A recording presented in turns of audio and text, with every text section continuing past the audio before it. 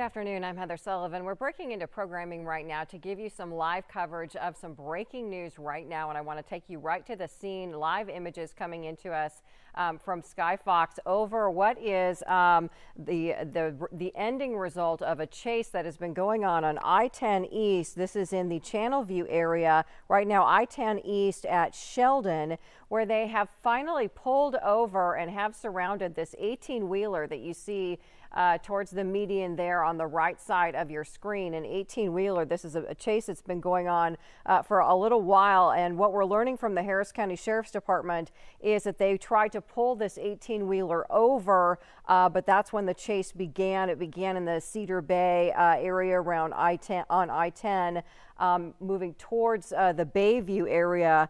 But this right now is a live picture from the scene of the Harris County Sheriff's Department having finally stopped this 18-wheeler after a chase on I-10 going eastbound.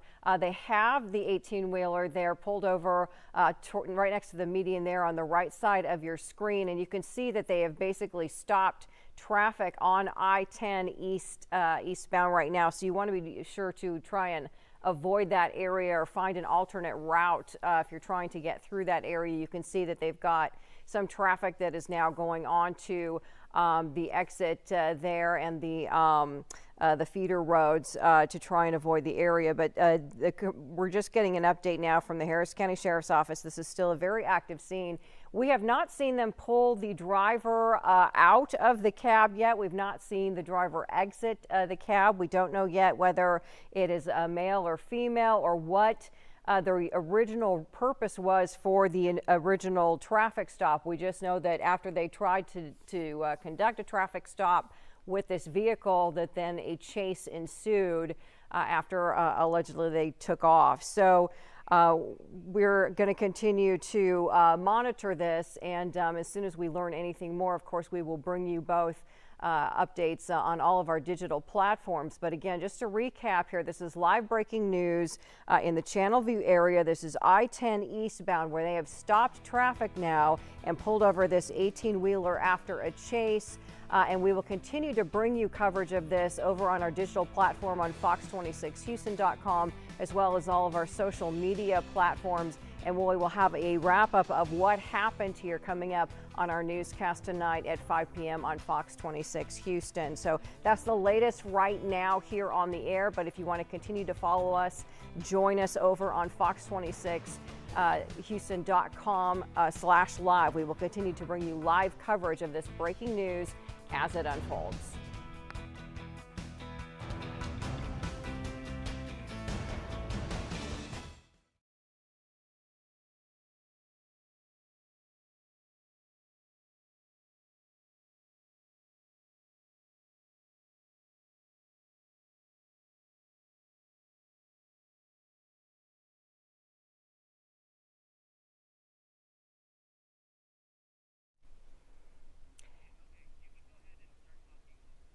And welcome back. This is Heather Sullivan. We are continuing to bring you coverage of breaking news happening right now. This is a live picture from Sky Fox over the Bayview Channelview area where the Harris County Sheriff's Office has pulled over this 18-wheeler that you see stopped there right next to the median on the right side of your screen. This is after a chase. What we're learning from the Harris County Sheriff's Office is that they initially tried to do a traffic stop with this 18-wheeler.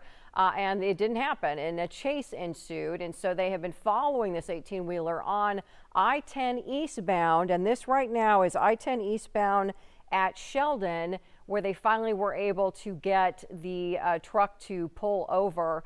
We don't know what maneuver or what finally led to the end of the chase there. We just know that a chase did ensue heading in that direction. And we have not seen a driver or anyone exit the cab of that truck yet. So we are still waiting to see who it is that they were trying to pull over, what the issue was, who has been driving this, and what led to this chase. But again, this has been a chase that just ended moments ago here on I-10 eastbound at Sheldon in the Channelview area. And you can see there's traffic moving On the feeder road there to the left side of your screen, they have stopped traffic. We're pulling out just to kind of see how far back the traffic has been stopped. It looks like it's been stopped a good ways back. So no traffic is getting through eastbound on I-10 in the Channelview area at the Sheldon exit there. So if you are headed in that direction or need to be going out in that way, you do want to see if you can find an alternate route because they're basically not letting any cars go through on I-10. I haven't seen any cars go by on the westbound side either since we've been watching this for the past 10-15 minutes or so. Just only seeing traffic going by on that feeder road. So it looks like they've really kind of shut down traffic in both directions right now as they are working this situation. Again, this was a chase that ensued, maybe 20-30 minutes ago. From what we're hearing from the Harris County Sheriff's Office, they were trying to pull this 18-wheeler over. We don't know what the reason was. We don't know who's driving yet. We don't know whether it's a male or female or what the situation is, but we know that a chase then began after they tried to do that traffic stop, and it finally ended here. This is I-10 eastbound at Sheldon in the Channelview area. And all we've seen from our live pictures, you can see from Sky Fox right now over the scene, is thankfully, it did end safely. There wasn't, it didn't look like any kind of a crash or anything like that. We don't know if they had to use some kind of maneuver to finally get him or her to pull over, but we do see that the truck is pulled over safely to the side, it looks like, but we haven't seen anybody exit the truck, not from the cab, not from the truck itself.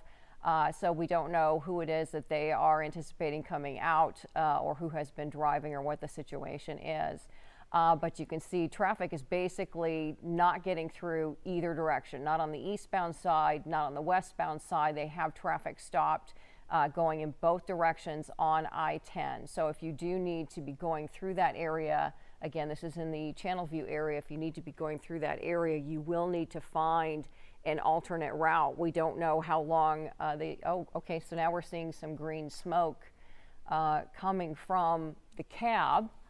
Not quite sure what that indicates yet, but just a little burst of green smoke just came from the cab. And you can see one officer there outside, a couple officers outside the law enforcement's vehicle. That's the Harris County Sheriff's Department. There's another green puff of smoke that's come out. I don't know whether that is a tactic that the law enforcement is using to try and get the driver out, but that's what we're observing right now from the scene. And so again, this began as a chase that started maybe 20 or 30 minutes ago on I-10.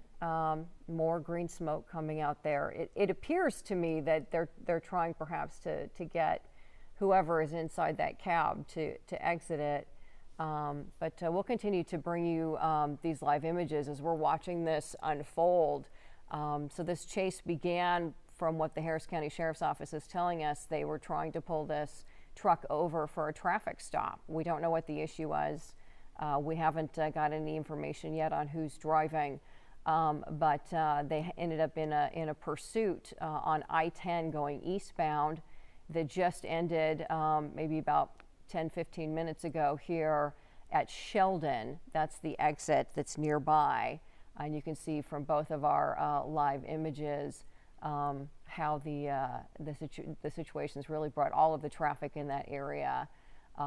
It's just there's no traffic getting through eastbound or westbound right now. So we've seen, I think, 3 of these puffs of green smoke as they're continuing to try to get the person or people outside the cab. So we don't know who's in there or what the original issue was that they were going to try and pull them over for the traffic stop.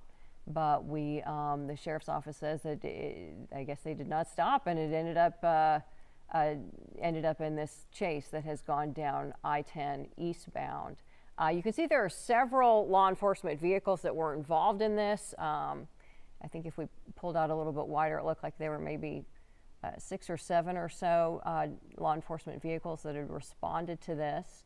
But as we're watching, we're watching to see what we can find out from whoever may be inside this and what the issues are.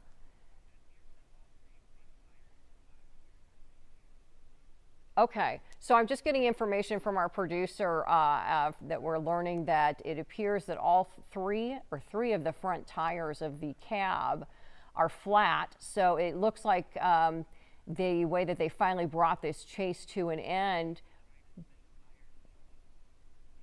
Okay, so it looks like they used a spike strip to end this chase, and we're observing that those tires that are flat are spinning. And so it appears as though perhaps who's ever behind the wheel in the cab is still trying to, make the vehicle go to get out of there. But that's right now we're just waiting to see, who it is that's inside this cab, what led to this chase. Again, the Harris County Sheriff's Office telling us that they tried to do a traffic stop with this 18-wheeler, and then it ended up resulting in a chase that went down I-10 eastbound, stopping here at Sheldon in the Channelview area. And but we haven't seen anybody exit the vehicle. We've been on top of this scene pretty much since the vehicle was pulled over. So we haven't seen anybody exit the vehicle at this point. So it looks like 1, 2, 3, 4, 5, 6, 7, 8, 9, about 9 law enforcement units have responded to this. And you can see, on the left side of your screen on the feeder road, that is the only traffic that's getting through right there, and it's getting through at a slow pace. They have completely blocked off traffic in both directions on I-10. So again, if you do need to travel through this area, and I'm sure it'll be interesting as, people are traveling this week trying to get home from where they were trying to go before for the holidays. So if you're, en route, need to be on I-10, they basically have traffic shut down in both directions. And again, this is in the Channelview area at the Sheldon exit. And you can see traffic is really starting in the TransStar camera. Traffic is really starting to get backed up, and it's going to basically be getting worse and worse with the backup there until they're able to clear this scene. And so, as we've been telling you, what we've seen so far since this 18-wheeler was finally stopped from what appears to be a spike strip, because we're seeing 3 flat tires. But we have not seen anybody exit the cab or any part of the truck. And we've just seen these 3 puffs of green smoke. Perhaps, that's what they're trying to do to get whoever is inside there to exit. But right now, we're sort of just waiting to see how this will unfold and what they'll be able to do to get whoever was in there out and figure out what was leading up to this chase and what led up to these events. But you can see just there on the lower left side of your screen, that feeder route, that's the only route that's getting through.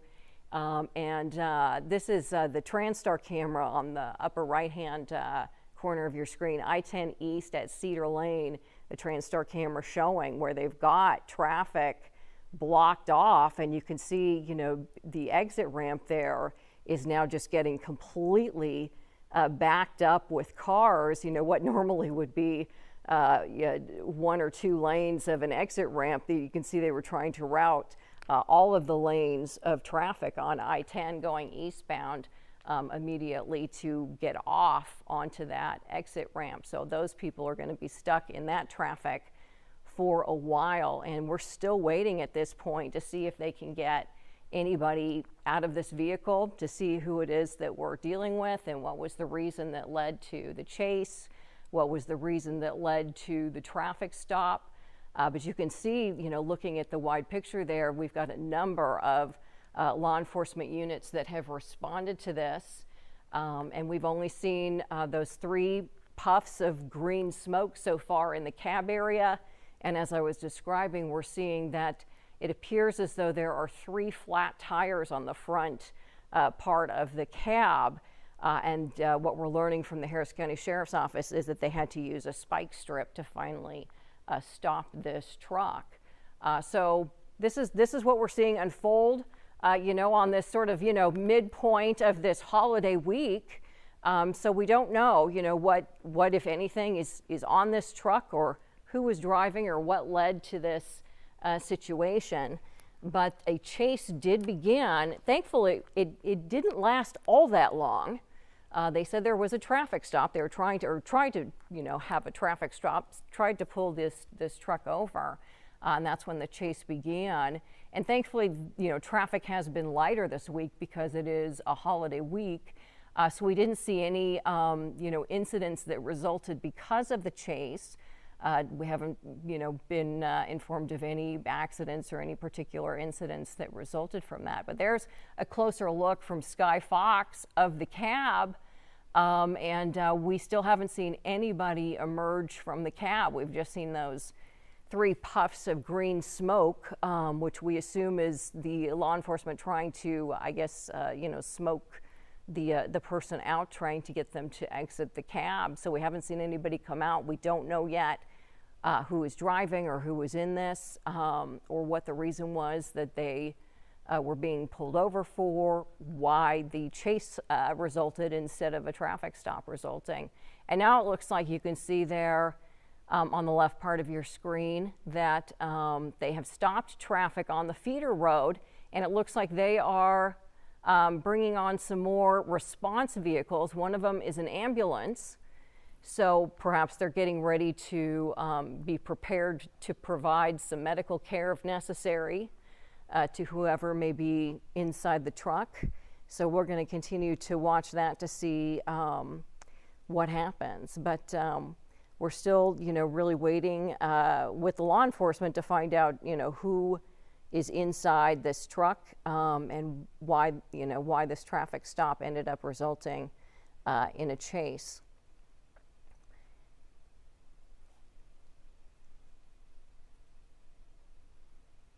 So, and again, if you were looking at the TransStar camera, this is I-10 eastbound at Cedar Lane, where you can see traffic it's just barely crawling, and that's because they basically had to suddenly take all of the lanes of traffic and immediately, start nudging everybody over to the exit ramp on Cedar Lane to basically shut down traffic on I-10 as an effort to keep all of the cars out of the way and to keep everybody safe, so that we didn't have more cars, intermingling with the police response and the 18-wheeler that was leading the chase. We're still, waiting to see who it is that's driving. We don't know what the reason was for the traffic stop. We don't know yet, what led to the chase. We just know that the chase went on for, I think, about 20 or 30 minutes.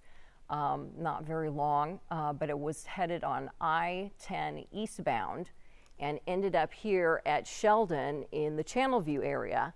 It looks like they are now starting to let cars go through a little bit again on that feeder road. So that's really the only traffic getting through right now, because they've got it all completely shut down on I-10 in both directions, eastbound and westbound, in the Channelview area.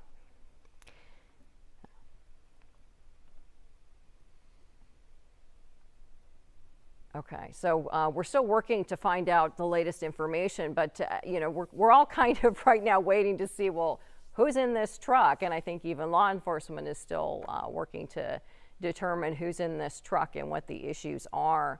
And so I'm sure they want to see this get ended, peacefully and without any incidents of anybody getting hurt or anything like that. So we are, waiting to see what steps they're going to take to try to get whoever is inside the truck to exit. But so we're working so far, and not a lot of information, but we can tell you that if you need to travel on I-10, either eastbound or westbound, it's completely shut down. I mean, since we've had our live cameras over this scene from Sky Fox, there has been no traffic that is getting through, and you can see from the Houston TransStar camera there, and this is I-10 East at Cedar Lane. You can see how they have the road completely blocked off with emergency response vehicles. They've basically closed that off, and they've been routing all of the cars there to get off on the Cedar Lane exit.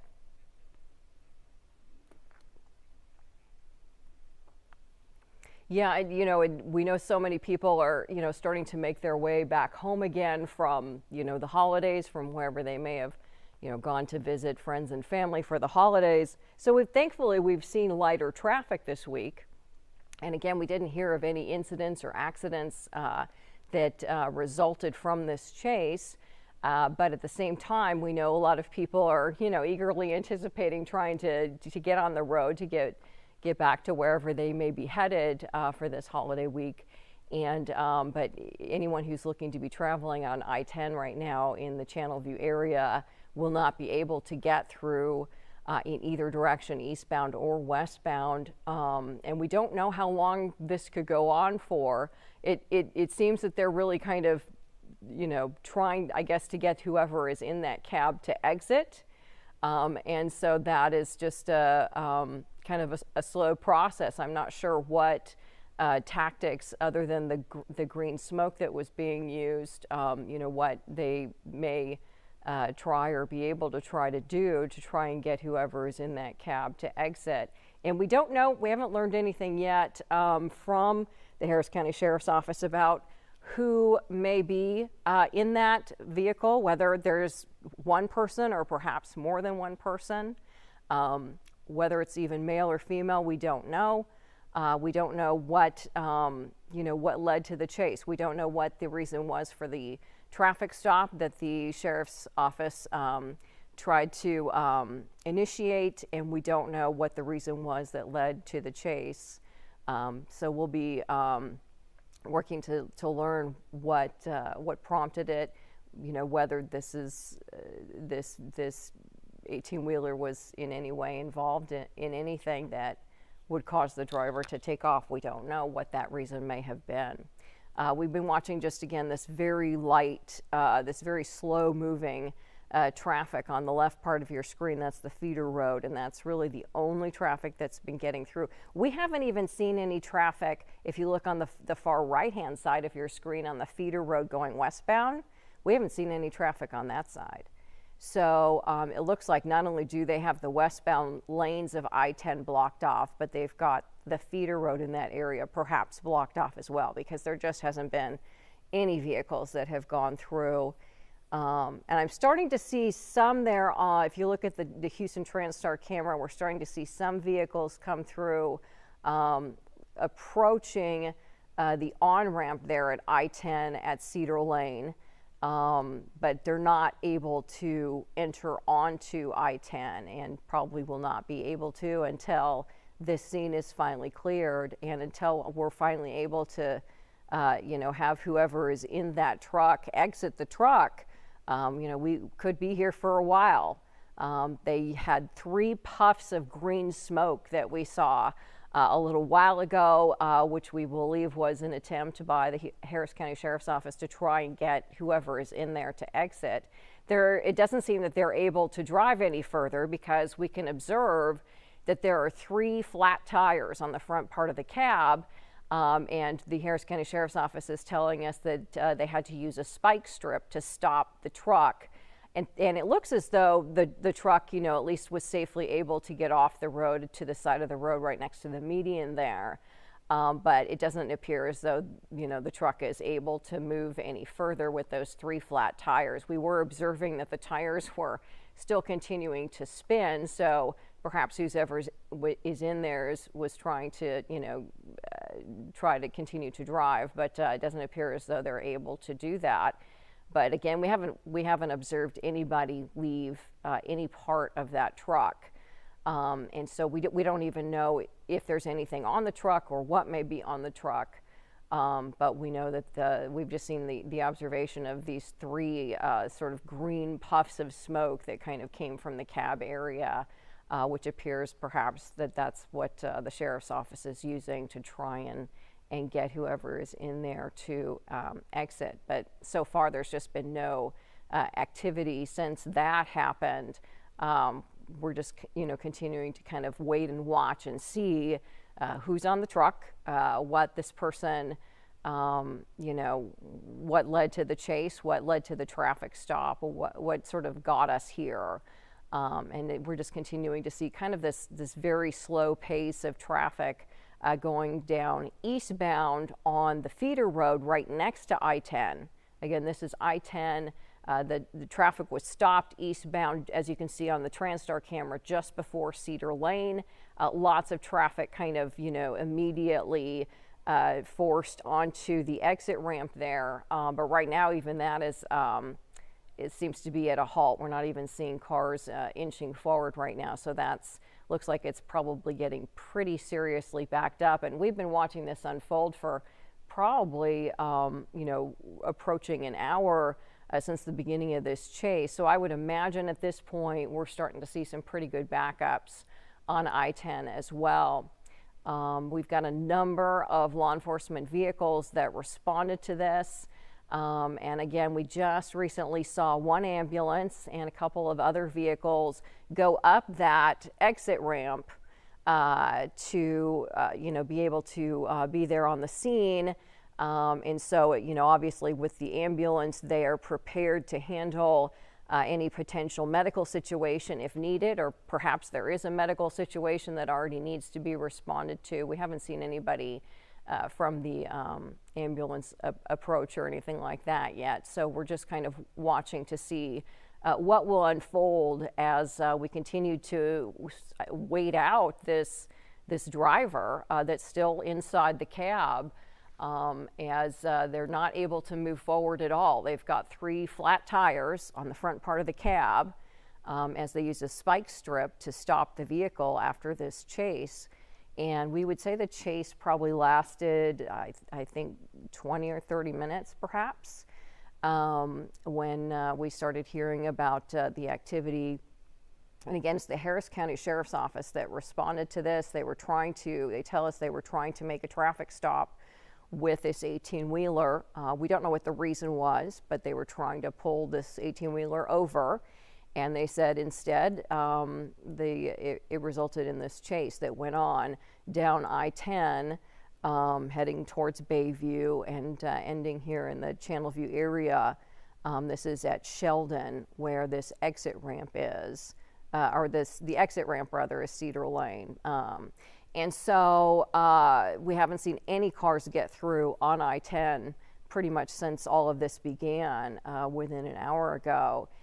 So traffic is probably getting pretty backed up in both directions. A lot of people trying to just get home again or get to wherever they need to be after the holidays. Thankfully, lighter traffic because it is the holiday week. But this is just completely shut down. So any plans that you may have, if you needed to travel through this area, you definitely want to look at some alternate routes, because even some of these surrounding streets, like you're watching with this feeder lane and how slow the traffic is there, some of the surrounding streets are going to get pretty backed up as well, as all of these cars, have to be kind of fed somewhere. And so you definitely want to kind of give it a wide berth if you need to travel through this area. Sky Fox is giving us a little bit of a closer look right now on the cab. We haven't seen anybody emerge though. We've just seen those 3, puffs of green smoke that it appears law enforcement was using to try and get the person or people. We don't even know yet who's in that cab, but trying to get the driver out. And we just know that they're not able to move any further at this point because they've got 3 flat tires on the front part of this truck. And we haven't learned anything yet about what if anything is on this truck, what it may have been carrying. So we just, you can see all of the law enforcement vehicles that are there responding to the scene. And they have continued to basically have the freeway shut down in both directions. You can see there from the TransStar camera, they used a number of vehicles to just, immediately shut down all the lanes pretty abruptly. And so they had to just, immediately start, routing all of the drivers that were headed eastbound there on I-10. They've been routing them, off onto that exit ramp. But we haven't seen any movement even on that exit ramp in a while now. So either perhaps they've got some of the feeder roads blocked off as well to keep the area safe and to control traffic, or it's just getting so backed up that we're just not seeing any movement. But the vehicles that you're seeing there on the exit ramp are the same vehicles we've been looking at for 10, 15 minutes. And so again, this all started to unfold probably about an hour or so ago, as we got word that a chase was ensuing. Harris County Sheriff's Office, again, telling us that they were trying to initiate a traffic stop with this 18-wheeler that's right there on the median in the kind of middle to right side of your screen. But we haven't seen anyone exit the cab yet, so we don't know yet who it was or what may have prompted the chase. I'm going to see if I can check my sources here, see if we're learning. We are learning that some of the Baytown officers are also responding to this.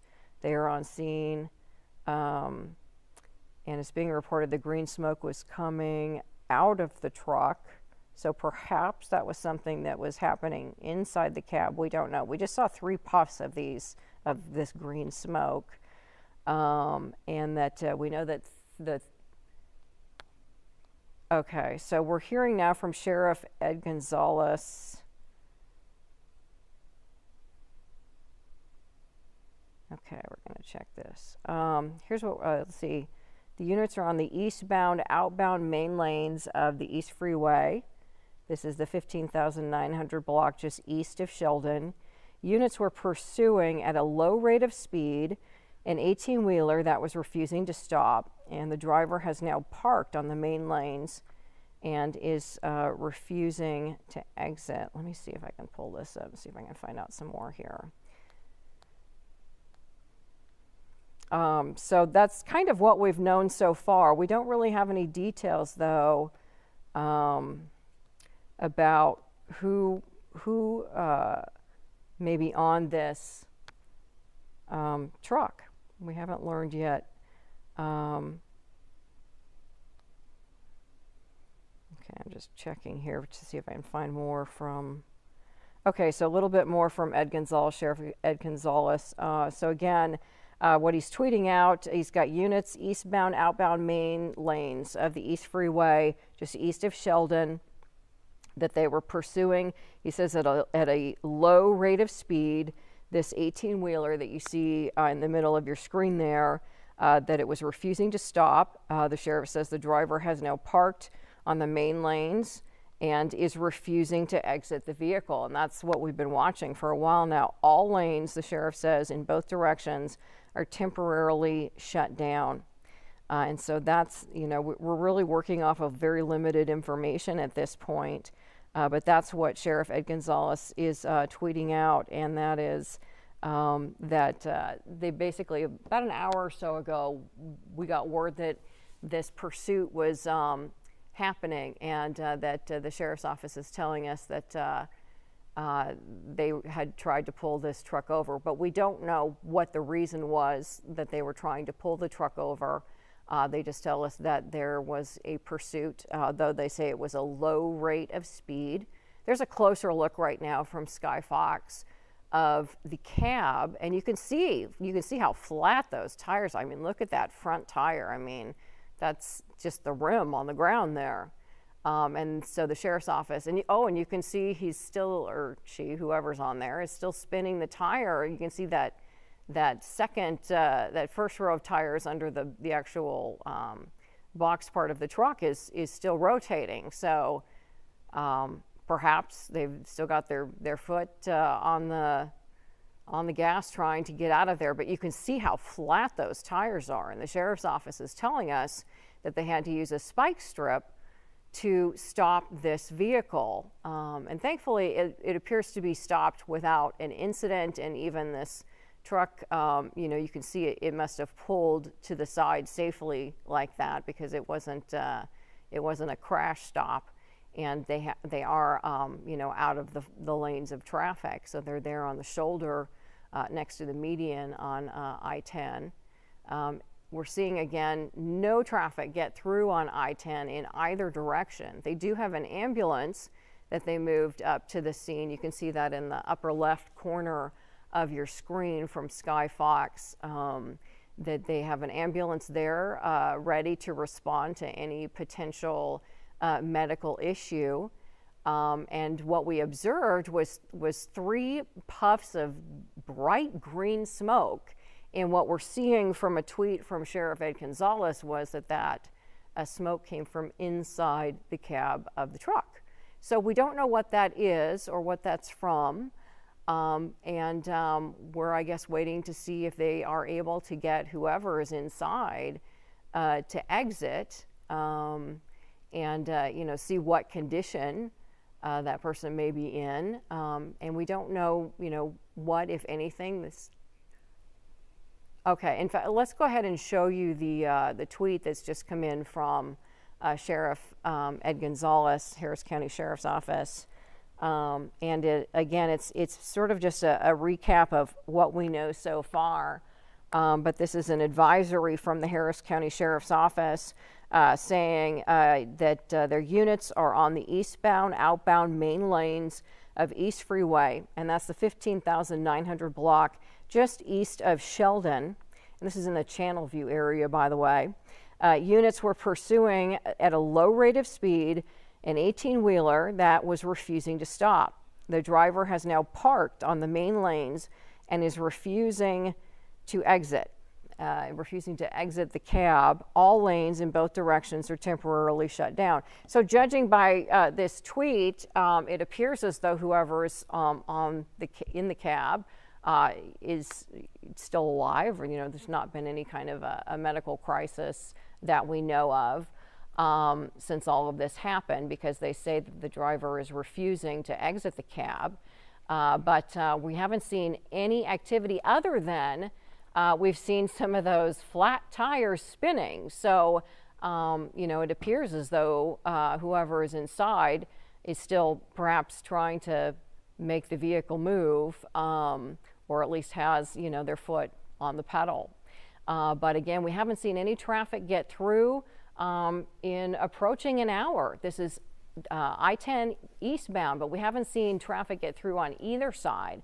So they have it completely blocked off on I-10 going in both directions, which is, we're starting to see at least, you know, the flow of traffic on that feeder road going westbound next to I-10 is moving at a little bit faster clip, which is good to see, because it's been moving pretty slowly since we've been watching this, but we haven't seen any vehicles get by on the feeder on the westbound side.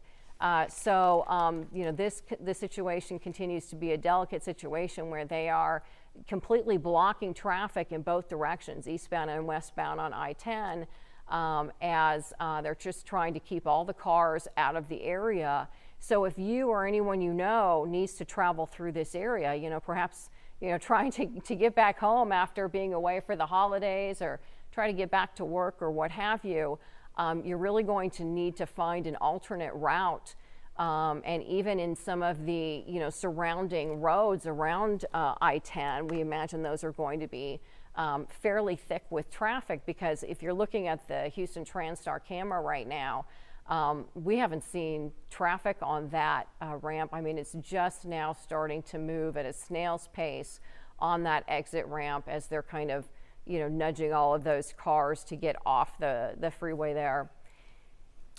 And you know, Heather, this is Anthony Antoine joining our coverage here on Fox Local, Fox 26, and all of our digital platforms. And I think just being in the newsroom, just kind of listening to your coverage, and we're behind the scenes making phone calls, you know, and I think this really goes to show how delicate this situation really is, because police, for the most part, are pretty keeping things close to the chest right now. You mentioned Sheriff Ed Gonzalez, that tweet. A lot of the information we're getting from our police sources is really information we've already known. Yeah. So they're really trying to be intentional here about making sure that this remains a very safe environment, a safe scene. They continue to do their best to try to get traffic. As you look at the feeder road there, as you mentioned, you've seen changes in the speed of these cars. Yes. There's been slow matriculation of some of these cars, but then there seems to be picking up a little bit here. But again, the focus is this 18-wheeler on the side, and we're reaching out to our police sources, and they are working. A lot of different agencies are working together on this.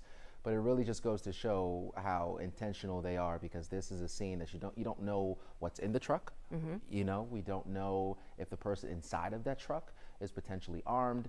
So they're trying to do their best to assess the situation. Obviously, they have to do things to traffic to try to impede everyone getting from point A to point B. But more importantly, they're just trying to make sure that things end up on a very safe note as much as possible. You see the businesses there on the other sides. Have you seen anyone like in the parking lots of those businesses? No, right? I haven't really seen any foot traffic I out, haven't seen you know, which, you know, is good that they're probably staying indoors. It's probably a good idea. I would imagine they have a you know, great bird's eye view of what, you know, has been unfolding. Those businesses there on the lower left side of your screen there. You can see that's a fairly full parking lot. There's a lot of people there at work today. Yeah, and then I see, if you look closely here next to those on the left side, bottom left side, I think I see two guys just kind of walking. Looks like one of them may be on a cell phone. So I would imagine this too is all part of the investigation. It's not just unfolding on the highway. You would imagine police are in contact, or at least have a really good surveillance of what's taking place in the neighboring businesses. And then if you look closer to the semi here, that's the green smoke. Some green smoke kind of came out of this? Yeah, we had 3 puffs of green smoke, about 20 or 30 minutes ago almost now. We weren't really sure whether it was, you know, maybe they were trying to smoke someone out of the cab, but we also saw a report that perhaps the smoke was coming from inside the cab. And the only activity, we've never seen anybody exit any part of the truck, not the back of the truck, not the cab. We don't know how many people, one person, multiple people, that may be inside, male or female. We don't know their identities. You're absolutely right, Anthony. They're really playing it close to the vest, and they're trying to you know, handle the situation very safely, and hopefully, I'm sure they're hoping to have a peaceful end to getting whoever is on that inside that cab to come out. They are ready there with an ambulance in case this is a medical situation. But they're taking their time. They're being very careful, and you know, that almost makes us wonder, you know, is there anything we need to be concerned about that might be on that truck? Because they're really just being very careful, and the only information that we've gotten so far, we are working the phones. We're calling all of our sources, but so far they're being very tight-lipped about any further details. We don't know who this person is. What the reason was for the initial traffic stop. You can really see look at how flat those tires are. There's not even any tread left on the front tire. Still going here. Yeah, so this has been still spinning. And that makes me wonder, is the driver's foot just on the pedal? Are they still conscious? Because, I mean, you know, you're not going anywhere at this point, but we just don't know their condition, and we don't know who it is or you know, what led to this. You know, we are thankful that this ended without, you know, any type of crash or incident. Like, it looks as though this truck was able to pull over off, you know, the road there safely to the side. But they, you know, have immediately had all traffic in both directions just blocked off since then to keep people safe. Yeah, and to your point, this is coming to an end in some way, shape, or form at this very location. If you look at these 2 officers on the bottom right-hand portion of your screen, at least one of them I can make out has their weapon drawn. Not sure what type of weapon it is, or if it's another one of those, like a canister, like a one of those smoke, one of those guns that can really. What am I looking for here? Like a smoke bomb? Like a smoke bomb or something that kind of go inside of the semi. But these 2 officers have their weapons drawn, it looks like. But then as you look behind here, you have the 4 officers, and I don't want to exactly give a characterization for what they're doing, but they seem to be, by all, you know, accounts, body language wise, that this is under control. So they're kind of just waiting this thing out as well. Like you mentioned, and you know, this really makes me think back to a couple of weeks ago. We had that other 18-wheeler in that chase that took place where you know, that guy went all through multiple counties, Fort Bend, Harris County, Montgomery County. And when we were talking to police officers during that chase, one of the difficult things in that situation they were assessing is using the spike strips and when is the appropriate time to use it, because apparently you can't use spike strips everywhere in any given time. Sure, you don't want the wrong cars to be getting, Exactly. And you can see, you know, down here at the bottom of your screen, we've got, you know, what are probably some of the people who work in these offices and buildings here on the side of the road, you know, kind of milling around, because this has been going on for a little while now with no activity. You know, I mean, really seeing these 4 officers outside the vehicles. We haven't seen a lot of officers with boots on the ground. They've kind of stayed in their vehicles. There were a few surrounding that front vehicle for a little while, and you can see they do have their, you know, guns drawn, and they're watching that very closely. And it's, you know, if you take a good look at that cab, you can't really see too much. I mean, it's a lot of metal with not a lot of windows.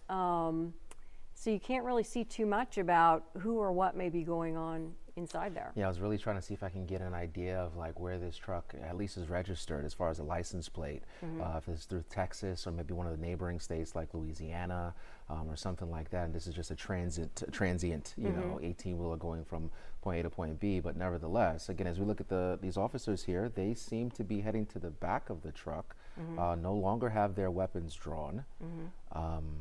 We're watching that closely because I think that might be a decent indicator of what, or at least repositioned, I should say, because now they're at the back of that squad car. But again, police we did see, as you mentioned, Heather, some green smoke that came out of that semi in the front portion of that cab right there. We don't know the identity of the person, whether it be male or female or where they're going. A lot of the information we're getting from police is just more so advisory, just letting the public know the basics as far as what initiated this, and that was a traffic stop. If you're just now joining us on any of our digital platforms, this started with as officers tried to initiate a traffic stop, and then this is the end result. Officers using spike strips to then bring this 18-wheeler to a stop. We know this has been going on. Heather, how long would you say this has been going on? It's been going on for 2:24? Over an hour, maybe hour 15, hour 20. Okay. Yeah, it was a little bit after 1 when we started hearing about the chase that began. We just knew it was going down. This is I-10 eastbound, by the way, at Sheldon in the Channelview area, and we're certainly seeing a lot more activity with officers out of their vehicles, which is an indicator that it's a slightly safer situation. I would say, just because they're comfortable to be moving around safely through the area. And you can see over here on the left part of your screen, this officer is crossing over on the westbound side, and I'm wondering if maybe some of them are repositioning to take whatever the next steps are to try and get who's ever inside this truck out. And you know, when you talk about a chase in a scene like this is a multi-agency situation, and as far as I can tell, I see more so the constable's office kind of on the ground. But whenever we have a scene like this, we know that they can call in other agencies to bring in their SWAT teams, and this can turn into a much larger situation. But as of right now, they seem to have it under control. It's not in the frame right now, but there is an ambulance nearby as well. And we also have Abigail Dye, who is heading that way, just to give us an idea of what's happening on the ground, because we can assess, thankfully, through Sky Fox and some of our other police and law enforcement sources, what is happening, but we really wanted to get a reporter on the ground. And then we did run into some obvious traffic issues here because police, you know, as you look at the TransStar camera here at I-10 East at Cedar Lane, really making things safer for them as they try to get this thing come to a close, but also they've got to reroute traffic here to make sure they can do their jobs. So Abigail had a couple issues, but we're going to be on the ground here momentarily. And as soon as we get her camera up and she's got some more details from folks on the ground, because whenever a situation like this is unfolding, a lot of the times too, witness accounts, that goes into a lot of our reporting as well. So we're hoping to get a chance to speak to some folks on the ground. Yeah, we're definitely seeing, you know, several folks that probably work in this area. That are, you know, out kind of looking around. So I'm sure she'll be trying to talk to some of them about what they saw, about what happened. And if you're just joining us, kind of give you guys a brief recap here of how this all took place. So This is the basically I-10 eastbound, just east of Sheldon. According to Sheriff Ed Gonzalez, the units were pursuing at a low rate an 18-wheeler that was refusing to stop. The driver has now parked on the main lanes and refuses to come out of that car. So police also told us that they were using spike strips. And if we give you guys a closer look, you can't see, might not be able to have the best vantage point from this far out, but when we zoom into that 18-wheeler, you can see the spike strips basically popped several tires on the front, and all you see is the rims there on the front portion of that 18-wheeler. So this will come to an end. Whether police have to go in and take this driver out, or the driver decides to come out on their own volition, that's going to happen. We're finally getting a picture now from Sky Fox, a little wider, seeing some of the traffic. This is a good sign. We're seeing a little more traffic moving around the area, because there was a time when we weren't seeing any traffic move at all. Anything. And we have tons of phone calls out. We reached out to Channelview, PD, or HPD, any source that you think of. We have reached out, and everyone's keeping things pretty close to the chest right now. But as soon as we get some more details, we'll let you guys know, because a lot of our, we're just kind of assessing the scene with you guys here in real time. And if you know someone that works in any of these buildings at this deluxe inn and suites here, if you know someone that works there, have them give us a call. We would love to talk to someone that's on the ground there. Let us know what the scene is at some of these businesses that are, by all accounts, still functioning. They didn't plan on having a situation like this where they won't be able to conduct business as usual, but we have seen people on the ground, so we know that people are at these places of employment. So if you know someone that's there, or if you're there now and you're watching on fox26houston.com, or even on Fox Local, and you want to give us a call, let us know what's going on, what you can see, what you can assess, what you've witnessed, please do that as well. This is Sky Fox on the opposite side of I-10 here, giving us a different vantage point. Yeah, this is the closest that we've seen. He was on the cab just a second ago. Hopefully there we go. So that's kind of the closest view we have had of the cab so far, but it's still so difficult. You can't really see in through the windows to see, what may be going on inside or who's inside. Now there's let's see if we can get the name of, there's a website that's on the back of this truck. I think it was designtransport.net. Okay, and then there's another design logo there. Yeah, transport. So I'm going to kind of get on the internet here and do some digging myself. So Design Transport, okay. Just heading to the website that was on this cab. It says Design Transport opened in 1989 with a single truck.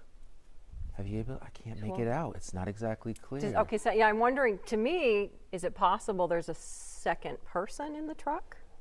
Or is that maybe a reflection? Well, sometimes, we don't know. Yeah.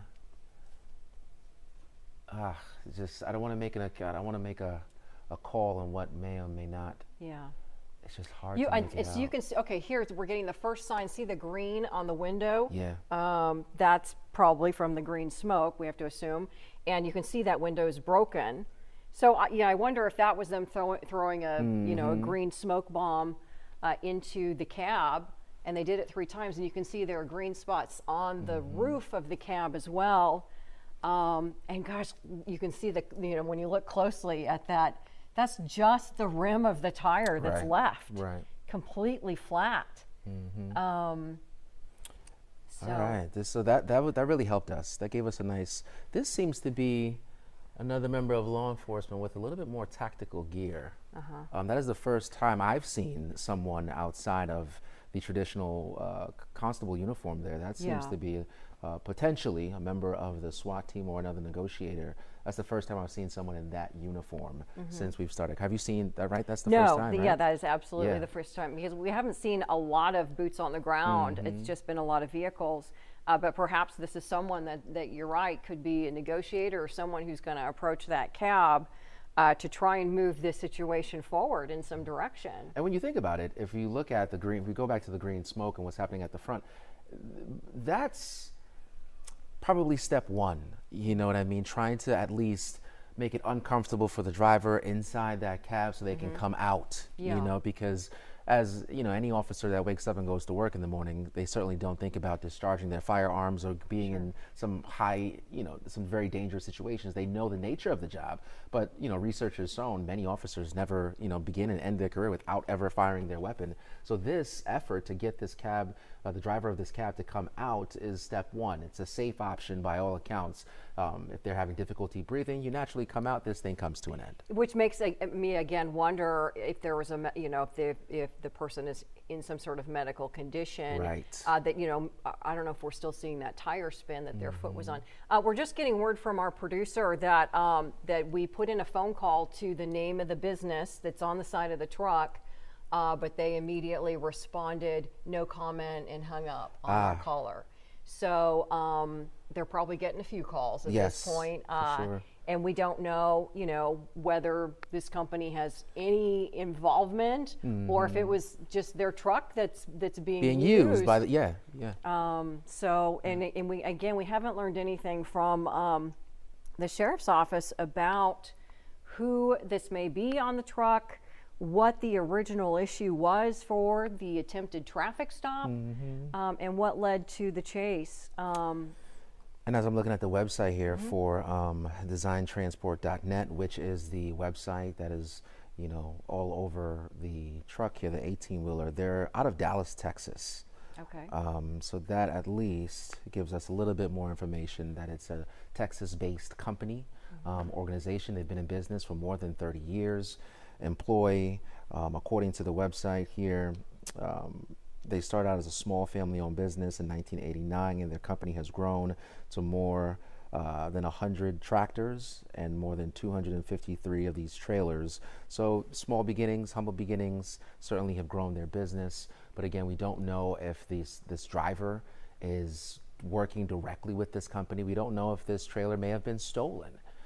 We just want to give you guys that information at the very least, that this is we researched the name of the company just based on the website that is on this 18-wheeler, and that's what we came up with. They're out of Dallas, Texas. We did place a phone call, like you heard Heather mention. Our team behind the scenes are doing what they can to get us some more information, and as soon as they picked up the phone call and we tried to get some more information, they stated no comment. No comment and hung up. Yeah. We're just getting another tweet from Sheriff Ed Gonzalez, but really it's information for us in the media, saying that the media partner staging area will be eastbound Service Road near the Fairfield Marriott, just east of Sheldon. Again, 15,800 block of East Freeway. So, as we were discussing, it's going to be hard for our Abigail Dye to get close to the scene. It always is in a situation like this where they have, the public blocked off for safety, obviously, and so that they can deal with the scene. But of course, we want to be able to get our boots on the ground so we can find out the very latest about what exactly is happening so that we can inform you as you're watching this. I'm sure people, living in this area are concerned seeing this, not too far, and the people that work in this area, watching this unfold.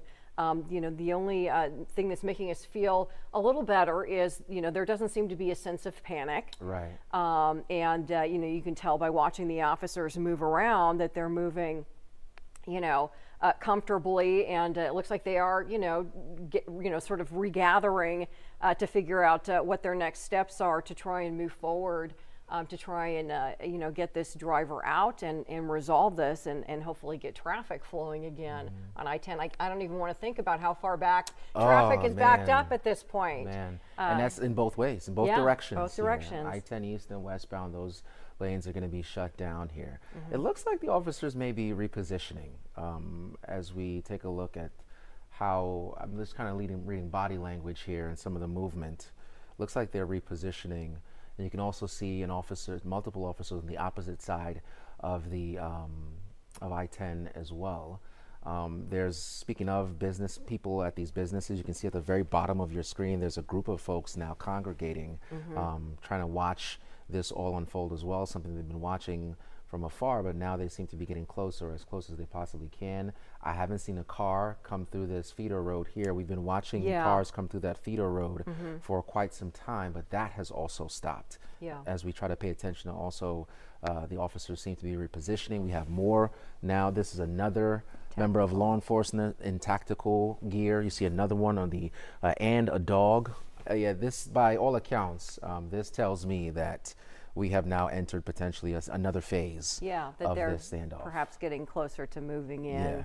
And again, I can't tell whether it's still spinning from this angle, but we'd been watching the front wheel just under the front of the box part of the truck. It was still spinning, and so we don't know whether that's someone consciously putting their foot on the gas, or whether perhaps there's been a medical situation with the person who was driving and their foot is just on the gas, spinning, and that, may indicate that, perhaps that person is not able to exit, and maybe that's why after the 3 green smoke bombs, we didn't see any activity there either. That's a good point. But we don't know that yet, and again, we don't know anything about who that person is, or if there is perhaps more than one person on this truck. And as I am looking at the bottom corner of the screen again, as those employees, as far as I can tell, at least 2 officers there are members in tactical units. They're having conversation with some of the people there on the ground that may work at this business. That black truck, the lights are off, but they had police lights on earlier. So it seems as though officers are also, or members of law enforcement are starting to have a conversation with the folks on the ground. And I'm going to pay attention to here next if we start to see that group of people kind of be asked to evacuate or go back inside. I'm going to pay close attention to that. That would be because that would definitely be an indicator that officers are about to move in, and they want to make sure that everyone is safely far away from the immediate situation. But by all accounts, we have now entered, I believe, a different phase of this standoff. It's been going on now. The time we are approaching the 3 o'clock hour. It's 2:38 here in the afternoon on the 27th. If you're just joining us here, this is an 18-wheeler that led police on a chase. You're looking at I-10 eastbound, and both the east and westbound lanes are shut down. The feeder road on the side, Heather was on air when this thing broke. We were on fox26houston.com and all of our digital platforms, including Fox Local, and we had some activity on the feeder road. Officers were still allowing cars to slowly but surely get through the feeder road. So as we've been assessing the scene here in the last 15 minutes or so, we no longer see cars making their way through this feeder road. But we have seen more members of law enforcement in tactical gear arrive at the scene here in the last 15 minutes or so, and they're having conversations. We now have a K-9 on the ground as well, and you can continue to see members of the constable's office there still on the scene. Now we have at the bottom of your screen 2 black trucks. These are police units as well, unmarked, and we also have another member of a tactical unit in the back seat.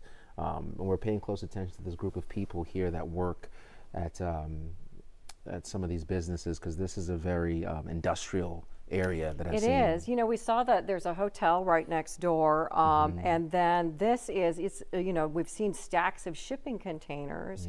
So some sort of, transport business, that you can see just the containers there stacked up.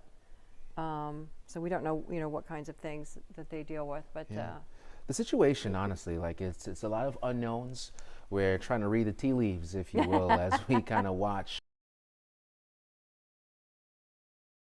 this, you guys here. And like I said earlier, if you know someone that is employed at any of these businesses, or if you are the person there watching on fox26houston.com from your cell phone and you want to give us a call, we would love to hear from what you guys have to say, giving us a witness account. We have our Abigail Dye, who is on the way here. We are, waiting to hear from her, because obviously, being that I-10 is shut down in both directions, we ran into some, we have to take the long route, if you will, to get to the scene. But once we get her camera fired up, we will be sure to bring you guys an account from what's happening on the ground, because Heather and I could do our best here from the air, thanks to Fox, Sky Fox. But a lot of the times, too, in situations like these, the reporting on the ground sometimes gives you a stronger indicator of what's happening. And is this, I'm looking here at the Yeah, lower yeah, left yeah. side of the screen. Is this, it appears like maybe a tent or something that they're kind of Yeah. putting up outside one of the unmarked law enforcement, the black SUV there. And we've seen just a couple of vehicles kind of moving into this area of this business. And it looks like that one constable vehicle has come back onto the scene. But again, this has just been, we've just been watching them kind of reposition themselves as we're anticipating seeing, you know, what will happen next here. But just the arrival of those tactical officers, and we did see a dog up in the, it was up in the upper left side. Yeah, the K9 officers on the scene there too. And you know, we've seen throughout our career, Heather, I know we've both seen many of these standoff situations. Obviously, the first agency on the ground trying to make contact with the drivers, the constable's office here trying to make contact, and then we had the green smoke that was that came out of the front portion of the cab. We assume that was potentially some gas of some sort to encourage the driver, who we are unaware if it's male or female, encourage the driver to come out. That has not happened. Now we start to see more members of the tactical units arrive on scene, but we also have these members of law enforcement also have another line of defense, if you will, when you talk about the robots and some of the machinery they're able to use, and we haven't seen that as of yet. Now you see right here, we just had this member in tactical gear run from this unit over here with his weapon. Viewers can't see that we're standing in front of a very large screen Right. of all of this being projected, so that Anthony and I can see, you know, as close as possible, you know, exactly what's happening here. But so we're over here kind of watching this giant screen just like you are watching it either on your phone or at home. Yeah. And I mean, this member of law enforcement that's now, he has taken over the position here. Like, he is now making his own assessment. I'm going to be interested to see if he remains at this vehicle, kind of waving off one of the members of the of local law enforcement. It seems as though he is now taking that new position. But the scene has definitely expanded. Yeah, and you can see here in the middle, this is where the K9 officer is right now. And, you know, they just brought the K9 officer in, about 20 minutes or so ago. And we don't know, you know, whether they're planning to use the K9 officer as their next steps, you know, if they're going to be approaching the cab. And we are approaching hour 2. We are. What time is it? Approaching 2:45, so we're close to the 2-hour mark with this standoff that continues here on I-10. If you're just now joining us on our social media platforms, or digital platforms, I should say, fox26houston.com or Fox Local, we continue to see officers reposition themselves and start to get an idea of what's going on. We're getting an update now from our producer. We're going to pause for just 1 second. Go ahead.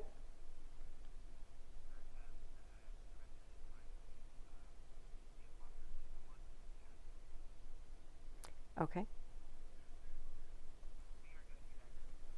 Okay. We're hoping for some new information, Joseph. Yeah. Thank you so much, though. But the team really behind the scenes. Heather, are. you know, you've been working really hard. You were here by yourself, you know, on air, doing a great job of this coverage when we first started. And when I walked in the door, the team behind the scenes making phone calls, trying to get some answers for our viewers at home, because with a scene like this and having such a huge traffic impact, east and westbound on I-10, a very important thoroughfare throughout the city of Houston. Yeah. This is something that people may have questions and they want answers. So we are behind the scenes making these phone calls, but at this point, the best vantage point we have is Sky Fox. Is what you're seeing right now. Yeah. And you know, and you have to wonder how much the officers even know at this point too, because all we know was this started as an attempted traffic stop. So we don't know whether that was, you know, this is someone that they have been looking for. We don't know if this was, they just spotted something was not right with the truck, or there was a traffic infraction. We don't know what the reason was for that initial traffic stop. So they are, you know, working, you know, to find out who this is as well, and you know what has led to this. Again, we don't know anything about what, if anything, is on this truck. We've just been watching this, kind of unfold. And just to recap, if you're just now joining us, it was almost 2 hours ago that this began. Again, it started on I-10 eastbound. Harris County Sheriff's Office tells us they were trying to make a traffic stop, and that resulted in this chase. The chase thankfully didn't last all that long, but it stayed here on I-10, and they ended up using a spike strip to finally stop the truck. And if you get a close look at the truck's tires, there are 3 absolutely blown tires on the front part of the cab in the truck. And that was how they finally got the vehicle to stop. But, obviously the vehicle was probably, more in the middle of the highway there. So it seems that the truck, at least was able to safely move off to the side, to the shoulder there. But they immediately shut down all of the traffic, eastbound and westbound. And so we're now approaching, probably at least a good hour and a half of traffic being shut down. And if you look at this TransStar camera view, this is I-10 east at Cedar Lane, the exit. Again, we've got traffic just at a standstill on the exit there as they are continuing to have to route all of the vehicles off of the freeway. So with a stoppage of traffic for that long, all of these people that were trying to get home, from grandma's house or wherever they were, going on this holiday week, it's just been at a standstill. And I imagine a lot of the surrounding streets are very backed up as well, as people are kind of scrambling to figure out how to get to where they're going. Yeah, busy time of year. And as we continue to watch officers make decisions and adjust their positioning for tactical reasons, just kind of give you guys an update here. So you see the feeder road that was on the side here. This feeder road, we had traffic, even when this first began, officers still had traffic moving. It wasn't very fast, but they were still allowing cars to move through. That has ended. I would say at least 30 to 40 minutes now. Officers have now shut down the feeder road even, and you can see the black unmarked truck as well as the car there, the squad car from the constable's unit. So you're not even getting traffic from the feeder road. After that, when we realized that there's no traffic from the feeder road, we then started to see more members of law enforcement in these tactical units. As I'm looking here, 1, 2, you have 2 at the top of your screen, at least 2 there, 2 on the side of the divider, 4, there's a K9 there, not to mention 4, 5, 6, at least 6 members in these tactical units on the street. But if you look at the bottom of your screen as well, next to these shipping containers, we also have multiple black vans as well. We have members of tactical units there as well. You can't see it, it's difficult, but there is a black truck right there that kind of set up a tent. That seems to be potentially a staging area for the members of the tactical units. But we have seen another step being taken here as far as trying to get this thing to come to an end. Officers, I don't want to mischaracterize this, Heather. Were we able to confirm whether or not officers shot into the cab with that green smoke? We couldn't see that. Again, we're watching this just from the chopper's sky view there, but we did see 3 puffs of green smoke, and given that we're looking at that, when we got a closer look at that window, the window is completely green, and the window is kind of broken, like a circle of broken glass in the middle. We don't know exactly whether they came from inside or outside, but if we were to guess, probably it was their attempts to try and smoke the person out. But after 3 puffs of that green smoke. Now we're seeing a chopper land right now. Can we make out the identification of the chopper that's landing on the highway there? Oh, that's the sheriff. Okay. Yeah. So now we're getting a little bit more activity as they're kind of reassessing and getting ready for the next steps. And remember, we are expecting Sheriff Ed Gonzalez. There's a staging area for the media. Yes. That's going to be set up there as well. So I'm interested to see. At least we all. Oh, okay, here we go. We have another member of law enforcement in a tactical unit. You see here, lots of gear. We also have at least 1 ambulance there on scene. As you see him, he's moving with a purpose. That's for sure. Right over the wall. Right over the wall there. Yeah, we have the ambulance. There's the ambulance that's been there for almost an hour now. So this is definitely escalated here. And no one wants to see this come to, you know, a tragic Sure. end. You know, we all would love for the driver of this 18-wheeler to simply come out and surrender so everyone can go home and then we can move forward. Okay.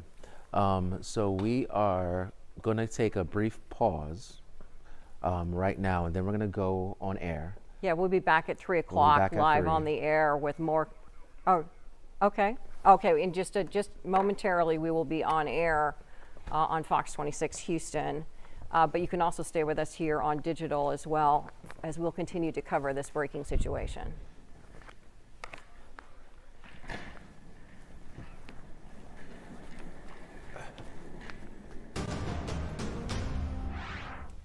And welcome back. We have been covering this breaking situation ongoing for almost a couple of hours now. This is I-10 eastbound at Sheldon.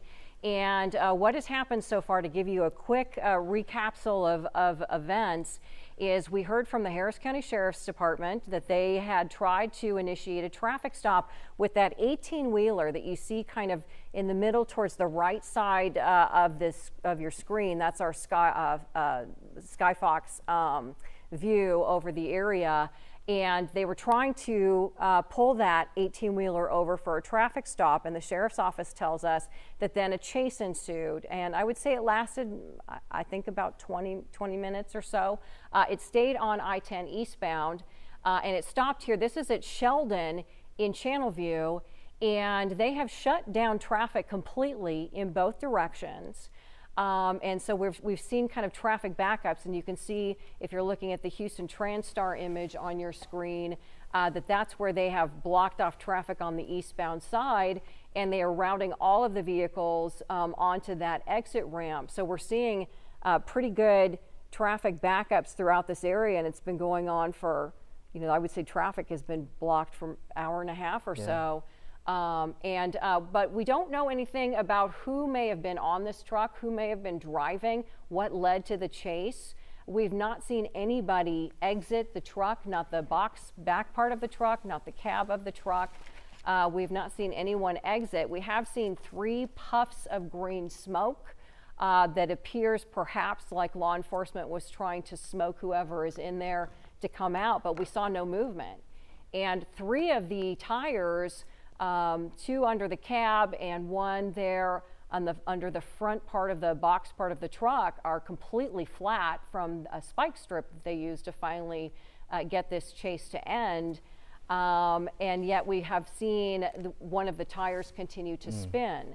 So, but there's been absolutely no activity in terms of seeing anybody moving or trying to come out of that vehicle. We've not really been able to see into the windows too well, just through the helicopter's viewpoint from the camera. But so we don't know who's on the truck. We don't know what, if anything, is on the truck, and we don't know, what led to this becoming a chase. But we've got all of this, all of these officers responding. Harris County Sheriff's Office, Baytown Police have responded. Harris County Sheriff's Office is leading up the investigation. And we've seen, officers kind of moving around basically on the freeway as they're repositioning, and we're sort of waiting for our next steps to happen in terms of how they will finally bring this to an end, and hopefully we'll learn more about who's on that truck and what happened here. And as far as the truck, we have placed phone calls to the company. If you look at the side and the decals on this 18-wheeler, it says designtransportation.net. So we went ahead and researched the company and also made a phone call. They're out of Dallas. Now, to be very clear, we don't know if the driver of this semi works directly for the company, or sometimes in this industry, sometimes those can be independent contractors working and driving the truck, or they were potentially hired directly from the company. So we have made phone calls in regards to the origins of this truck and who owns it. We also have our Abigail Dye there on the ground.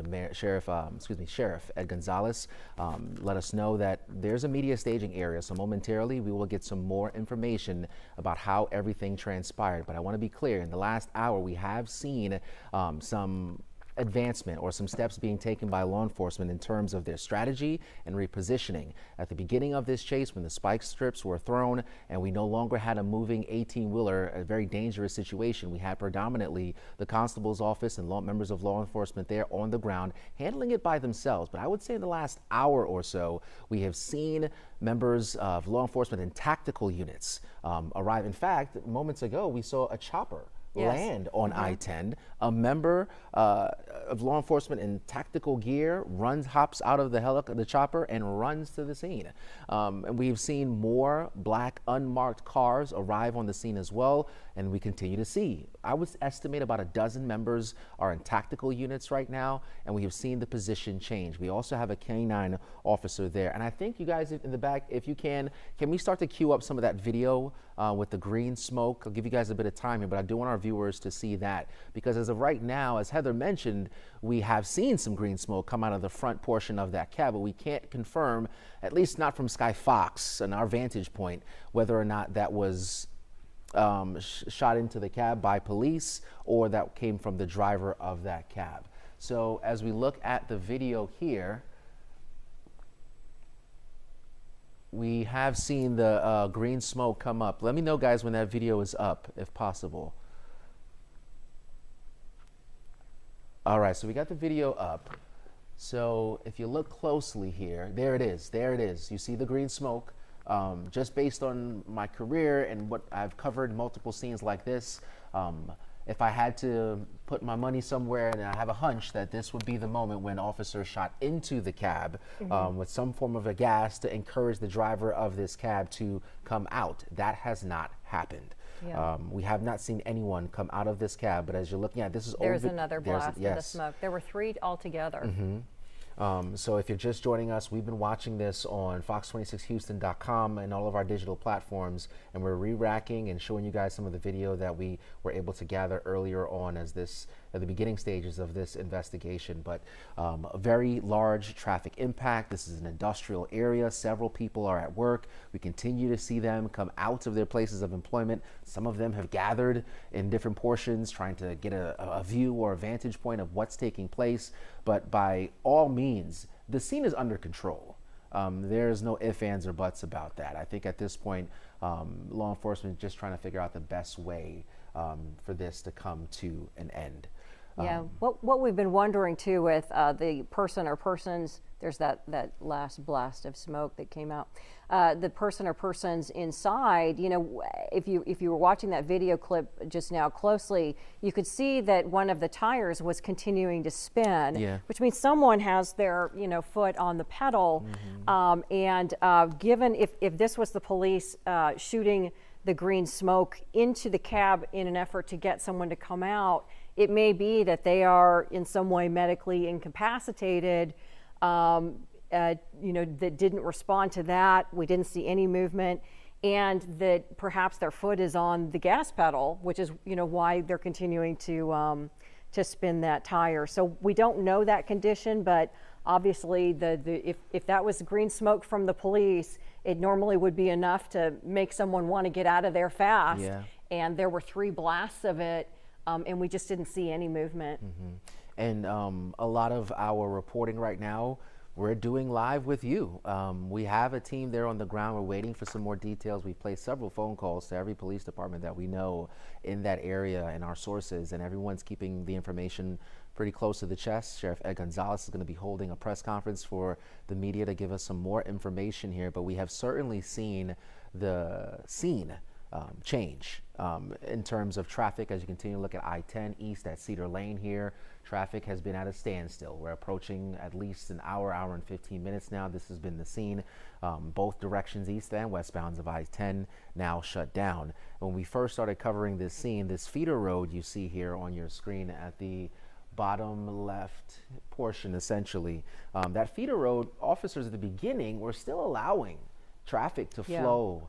But then I would say, Heather, maybe about an hour, you would say? About an hour, hour and 15, they kind of shut that down. Yeah, we haven't seen cars We haven't in seen a cars while. in a long time. So Yeah. that's at least an hour and 15. And when they cut off that feeder road, no longer allowing traffic to come through, that's when we started to see more of these black unmarked vehicles pop up. And that's when we started to see more members of law enforcement in tactical gear.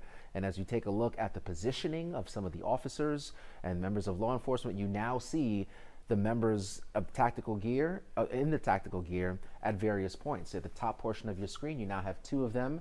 And this is the driver's side. So yes, they're on the opposite side of I-10, but we haven't really been able to get a good view of the driver's side of this 18-wheeler in quite some time. But you have two members in tactical gear there. You have another three here behind the truck, and then you also have two on the front portion. Okay, so we just got word from my producer that we have our reporter Abigail Dye on the scene. We have been trying to get her up, and Abigail, I know, can you hear me? Let's get to you now to give us a quick synopsis of what you've been able to gather so far.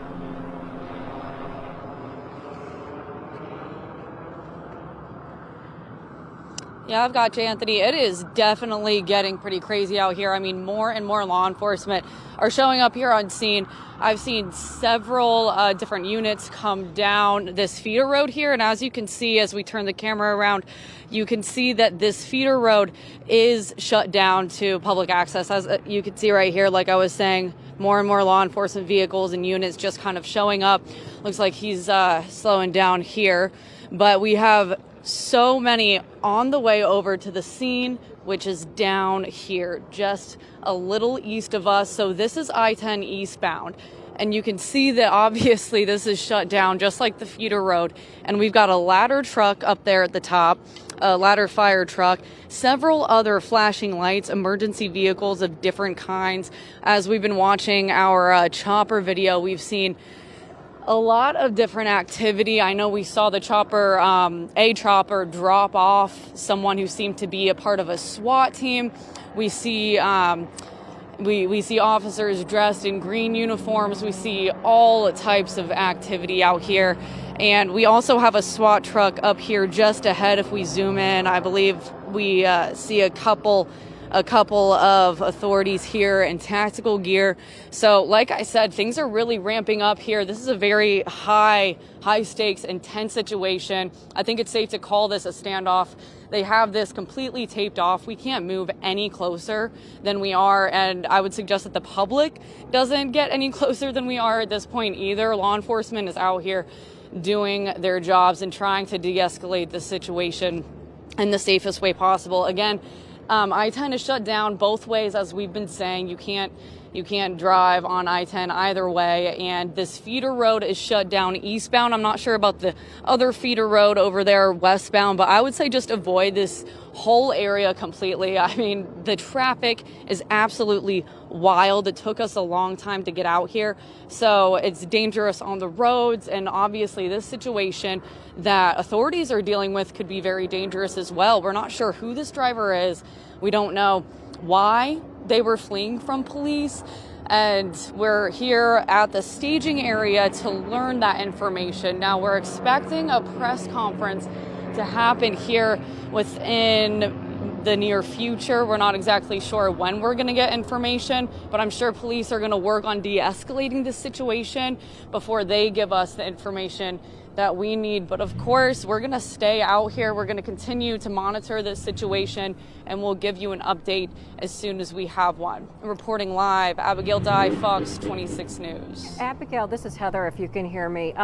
We know traffic has got to be very backed up all around that area. So can you, and you know, I know a lot of drivers concerned about not being able to get through, or concerned, you know, maybe they have family or friends in the area. Can you give us a sense of the traffic situation that you saw just trying to get to where you are? You're not that far away from where this truck is stopped.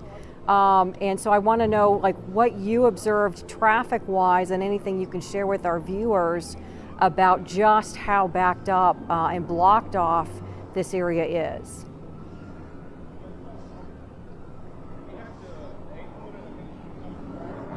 Yeah, absolutely. The traffic situation over here is terrible. Like I said, Sheldon Road is just east of us, and if we can try to take a little bit of a look here, we have some bushes in the way, but Sheldon is backed up, headed north and south. I mean, we were sitting in bumper to bumper traffic for probably about 15 minutes just when you hit this area. And like I said, this service road, it is blocked off right at Sheldon. So you can head down westbound or eastbound rather on this service road up until Sheldon, but you can't pass through Sheldon. So all that traffic going north and south down Sheldon is just atrocious. You really can't get through it. And so there are smaller roads like First right here, just south of us, that is backed up all the way down because that's the alternate to the feeder road. And every road around here, really, you're not going to be able to get through. And of course, the highway itself is shut down. So anyone who is trying to go east or westbound needs to take these alternate routes on the sides. So you're not going to be getting anywhere very quickly over here. Hey Abigail, I hate to cut you off here because I want to take this Sky Fox Live just to give you guys, if you missed some of this action here, we have, if you look at your screen, this white squad car, you have about 6 to 8 members of law enforcement, at least 6 of them in tactical gear. If you missed that action here, they actually moved into the back portion of this 18-wheeler and they opened the back door to kind of get an idea of what's inside because we didn't know what was inside the entire time. So they got an assessment at least of what's inside. They didn't move in, but they definitely made the assessment. And on the front portion of your screen here, I believe that is the first time that we've seen a robot. I believe that is one of the tactical units or one of those that's in the arsenal, if you will. You see the robot now moving in closer to the cab. So if you look at where the truck is right next to the median, just below it, you can see the robot moving up to the cab. And that's their safe way of trying to approach whoever is in there to find out, what the situation is, so that they're not putting an officer's life at risk by being that close without really knowing the situation, what the condition is of the person or persons who may be in there.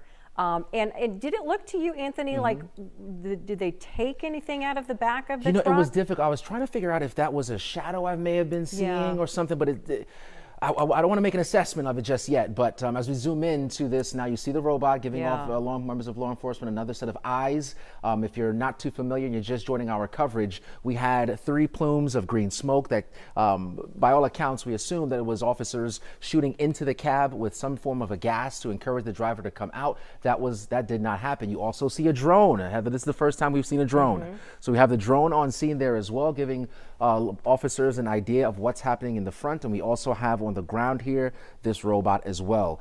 From Abigail's vantage point, we also see an armored truck. We assume that's going to be moving in if this doesn't come to a peaceful end. And Heather, to one of your good points you made earlier, you see this wheel. Yeah, it's still spinning. So we're not sure if someone's foot still on the gas or maybe some type of debris that may have been in the cab fell on the gas pedal and it's still going, but that is still happening as well. I would say in the last hour 30 minutes, we started to see more members in tactical gear arrive at the scene. They have now, by all accounts, taken over the position. And we're going to be checking in again with Abigail. She's working to get us some more information right now. But if you watch, it's hard for our chopper to, obviously the closer we get, it's harder to stay steady with the shot. But you're watching this, it's fascinating to watch this robot slowly kind of unfold itself and expand. And they're trying to get a look inside the cab, without having to risk anyone's safety. They've got this robot up there to assess the situation. And when we saw those 3 bursts of green smoke, you can see how the passenger side window of the cab is green, and you can see where the part of the glass there is broken. But that green has also helped to obstruct the view, right? Which is part of why it is hard for them to see what exactly is going on. But yeah, just to refresh, if you weren't here, there were 3 puffs of green smoke, which we think appears to look like perhaps law enforcement was trying to smoke the people out or person out. But we didn't see any movement from the person, and we continue to see that wheel spinning, which we think may indicate that maybe they're incapacitated with a foot still on the pedal or something, but we just haven't seen any movement of any person coming out of that cab. And we have placed some phone calls to the company that is listed on that cab. It's Design Transportation. They're out of Dallas, Texas. We have placed phone calls and they simply said no comment. So I imagine they are getting several phone calls from a lot of people who want to know what's going on. And again, as we continue to zoom out here, this is okay. So now we have this shot for you here. It's pretty stagnant, no real movement so far, but I would definitely say that officers are going to be moving in here shortly. That's probably the clearest picture of the truck we've had in a while, where you can see more of the details on the side of the cab there. But again, and it looks to me like, is this video from earlier? Because I don't see the robot next to it. Yeah, okay, I believe this is video. We're showing you guys some video from earlier. But yeah, so we're watching on our live cameras. It looks like our Skyfox is perhaps getting reset, so we don't have that live view of the robot. Now this is the camera shot from Abigail Dye, our reporter that's on the field. So this is the feeder road. If you can remember from the shot we just showed you, there was a feeder road. This is the feeder road, and when this first began, they were letting cars go through the feeder road, but as you can see now, this is an armored truck here on the feeder road amongst several other unmarked and marked police cars as well. And once those armored trucks show up to the scene, then we're talking about the potential of an actual engagement with the person who may be in that cab, because these armored vehicles obviously can carry several members of the SWAT team in there as well, but it can also take fire. This is a very high quality bulletproof piece of machinery, and you can see there's some movement there as well. It is moving. Yeah, perhaps they're going to move it in closer to the truck. Yeah, but we have at least a dozen members of the SWAT team there on scene. We have a drone from law enforcement, not to mention a robot as well, giving officers a set of eyes to see what's happening inside of that cab. We've been there for about 2 hours now. We've approached 2 hours with this standoff, and still no end in sight. And we witnessed this as well, Heather. This was when the chopper landed. Yeah, and we saw an officer in tactical gear hop out, carrying a lot of equipment, kind of hop over that median wall, and then kind of reposition with some of the other officers there. And now there it is. Yeah, this is what happened earlier. Definitely a sense of urgency. Yeah. The fact that we're seeing that SWAT vehicle you were just talking about now moving perhaps closer to where the 18-wheeler is tells me that they've maybe garnered some information from the robot that is telling them, okay, we can go ahead and move in closer to this situation. But this was that tactical officer arrived by helicopter. Yeah, and we do want to note too, there's an ambulance there on scene as well. Certainly everyone would like this to come to an end here soon and as safe as possible. We don't want anyone to be injured or potentially lose their life, but this has been 2 hours now. Officers have done time and time again to try to initiate the 18-wheeler and have it come to a stop by putting out those spike strips. The den came to a stop, but then we didn't have any movement from the driver of this 18-wheeler.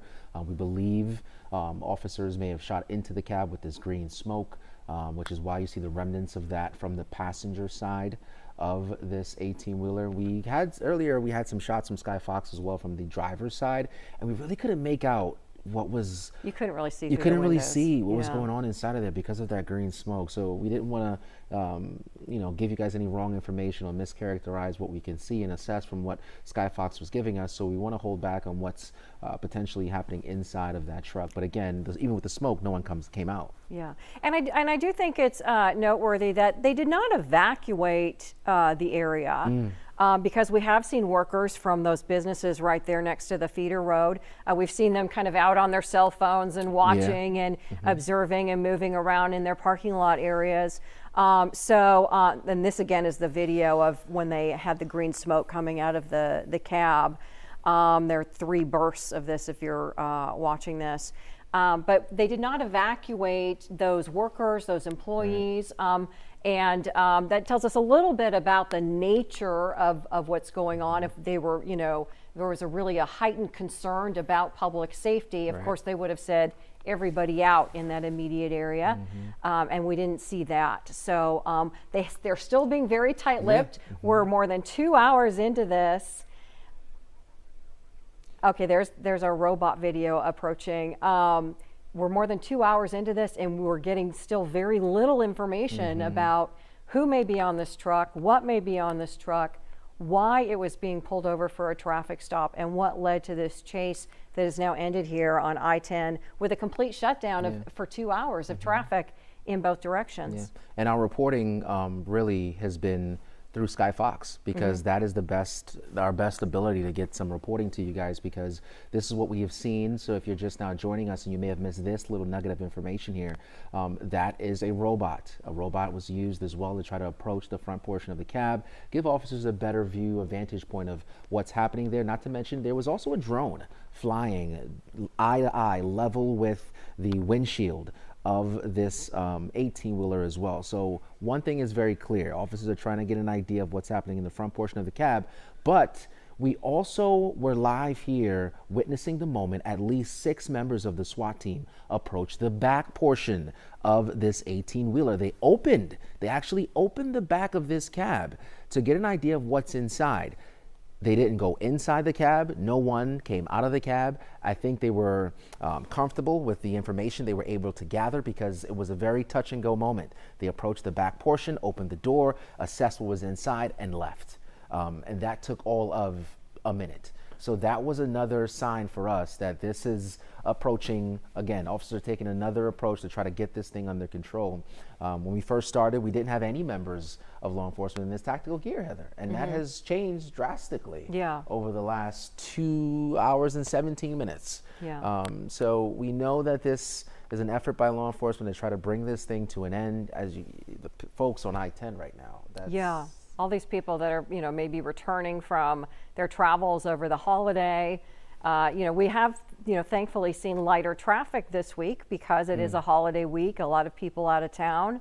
And we didn't see any incidents from this chase. There were no accidents reported, and even the truck, there was no crash or anything like that. In fact, the sheriff's office tells us they used a spike strip to finally stop the vehicle and end the chase. And you can see that the vehicle with 3 flat tires still pulled over to the shoulder of the freeway there. Perhaps they were driving in the shoulder, but obviously just ended in a peaceful way without a crash.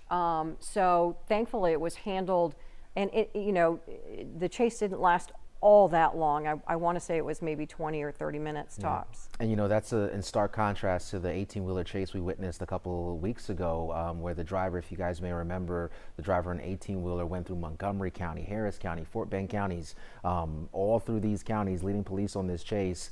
And when we spoke to law enforcement at that time, they mentioned that they were waiting for the right moment to use spike strips. Spike strips are obviously a very important tool to have, but you got to use it at the right time, because there are some safety measures and some safety implications that you want to adhere to. And they were able to use them, thankfully, in this situation, and were able to get this 18-wheeler to come to a stop.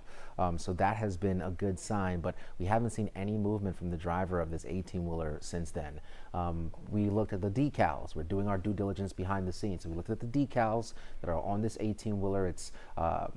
It's Design Transportation, which is a company out of Dallas, Texas. We placed a phone call to the company in Dallas, Texas. They quickly said no comment. Now, to be clear, we don't know for sure if the driver is employed directly through the company, or maybe they're a subcontractor, if you will, and they are their own independent entity just driving the truck for the company or whatever it is. So but we do know to some degree that this truck is out of Dallas, Texas. Now, I want to give you guys an idea of what you're looking at as well. So the smaller video that you're looking at here, that is a live look at the feeder road that is now at a standstill. Now, what you're looking at in the larger portion of your screen, that was the feeder road there with some roads, with some cars going through, but that was earlier. So you're looking at video. This is not live right now, but we're showing you some video. We're repositioning, doing some work there on the ground.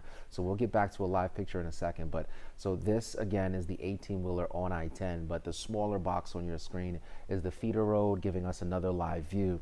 Now, there was at one point a armored SWAT truck that was here. Matter of fact, that is Sheriff Ed Gonzalez. That is Sheriff Ed Gonzalez walking right now with another member of law enforcement behind him. Now, we should be expecting him to speak because there's a media staging area on the eastbound service road near the Fairfield Marriott, and I think that's just east of Sheldon where most of the action is taking place. So Sheriff Ed Gonzalez, that is the first time we've been able to set eyes on him. That is a live look again of what's unfolding on the feeder road. Now, near that feeder road is an industrial area, and we have seen that kind of be used by law enforcement as kind of a staging area for them. We've seen a lot of black unmarked cars and members of the SWAT team go over there as well and kind of look at what was taking place. And now we have a live shot from the chopper, a close-up view of the truck, and it looks like the SWAT vehicle has just pulled in right in front of it, and you can see the robot there on the left side that has been kind of, giving them the view into the truck, into now, the this cab. is the same armored truck I just mentioned a minute ago. That was once on that feeder road. And look at the top of it. You can see there's an officer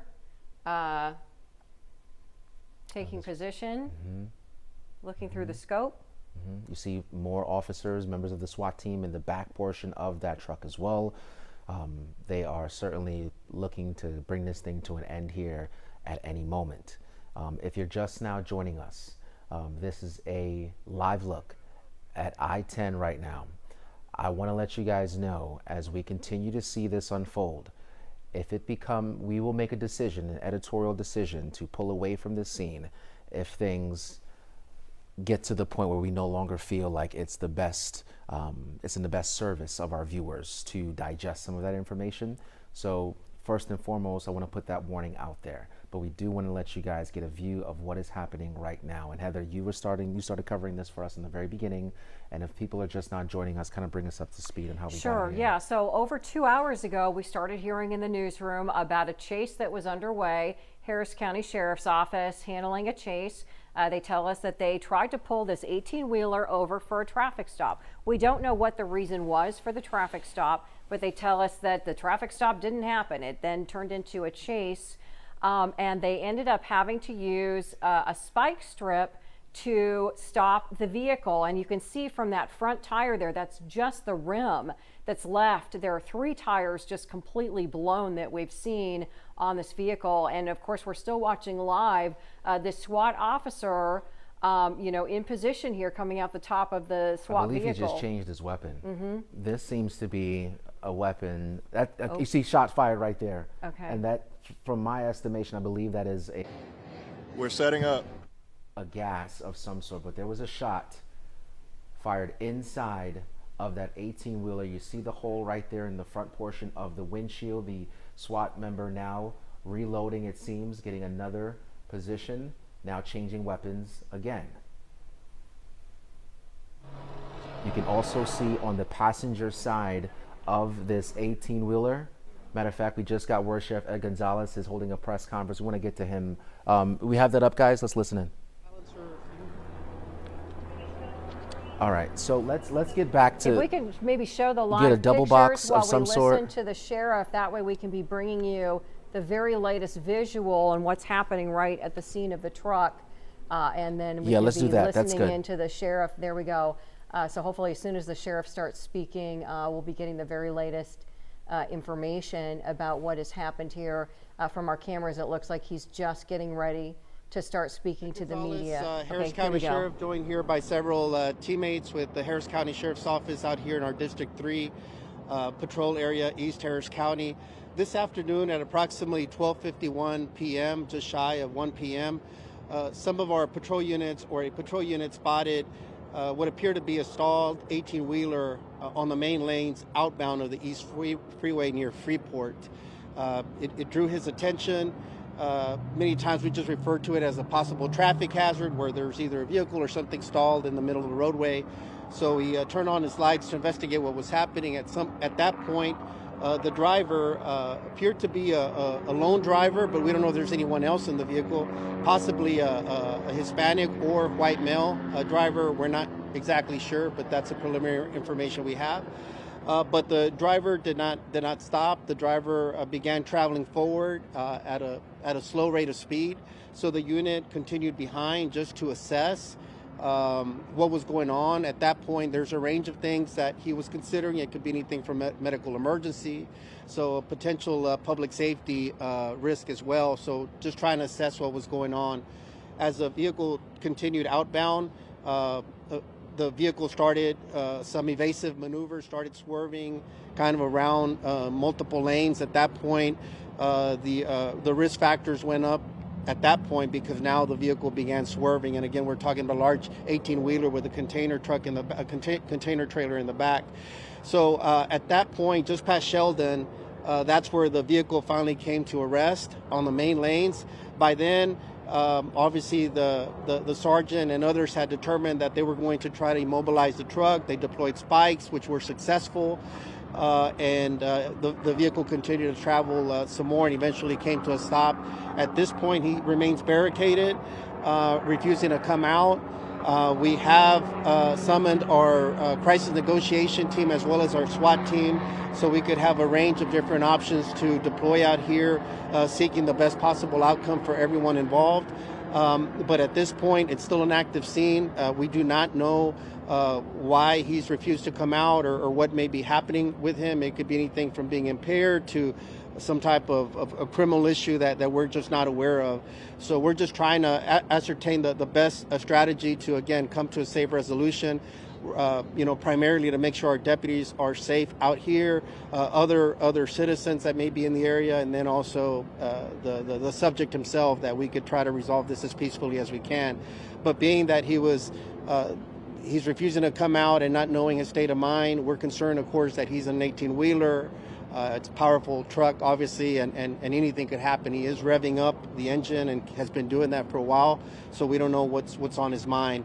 Obviously, traffic mobility is an issue, so we could continue to get the message out to avoid I-10 East and to seek alternate routes. That would be helpful because we have a large presence out here. We're going to try to get this resolved as quickly but as safely as possible as well. Just briefly in Spanish before I answer questions. Esta tarde, como casi a las 1 de la tarde, uno de nuestros oficiales observó una camioneta. We've just been listening, but just while we've been listening to the sheriff, I just want to point out that this SWAT officer in the top of the SWAT vehicle has now fired several shots from his weapon into the cab. You can see some holes there in the glass. Whether that's, something that they're shooting in to again, try and force him out. We don't know exactly what that is. And he's putting some sort of netting now, over his face. So I wonder if, again, they're perhaps working with that smoke or something, or a gas. But we've seen now several shots fired at the front of the windshield. And again, no movement from anyone inside the cab. And I think this is the first time we've also got some important information. If you guys are paying attention to that press conference, we do know that this person has been revving up there. I think again we tried different things. We're going to listen in to the sheriff's taking questions now. Force as necessary. I did mention that we did successfully spike the wheels, the tires. A couple of times, and then also I think less lethal type of weapon was utilized to try to see if we could just gain compliance and get the issue resolved quicker, but that was unsuccessful. So here we are now. We're now in a barricaded situation. Just for some of our citizens, they may say, well, it's easy, just go up to the truck or something. We're putting our folks in harm's way. He's at an elevated position, so there's different tactical considerations that have to be made. So one priority for me as well is to make sure that our folks are safe out here. So I want to commend Sergeant Carizales that was out here and the lieutenant as well, Lieutenant Calhoun and our team out here the sergeant, everybody, we're working together. We're trying to resolve multiple things from the traffic as well as the safety. And again, we'd like for him to comply and get him out safely, but at the end of the day, it's ultimately his choice to make sure he's complying with us so that we could resolve this as safely as possible for everyone. And so at this point, it seems like just non-lethal shots have been fired? Yes, that's up to the moment, that's it. Nothing, no gunfire or anything has been exchanged or fired either at him or at us for any reason. So it's still, everything's still in flux at this point. Le pudimos poner a las llantas donde pudimos inmovilizar la troca. And it looks to me, Anthony, like the robot has moved in even closer, trying to get a look. You know, if the assumption is correct that they're continuing to fire, like a gas or something to try and get whoever is in there out.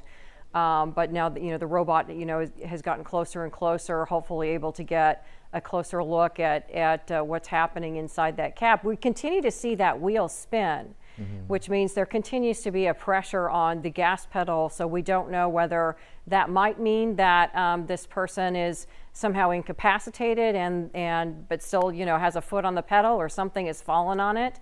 But you can see right there in the upper left side of your screen. And now we're watching the robot move a little bit again. And we've seen several shots now by this SWAT officer fired directly, not just into that front windshield, but the passenger side where we believe the driver is seated. So this, we're going to go back right now to Sheriff Ed Gonzalez. He's got some more details. So we're looking at different angles to this, any information that we could develop as to what may be going on with this individual.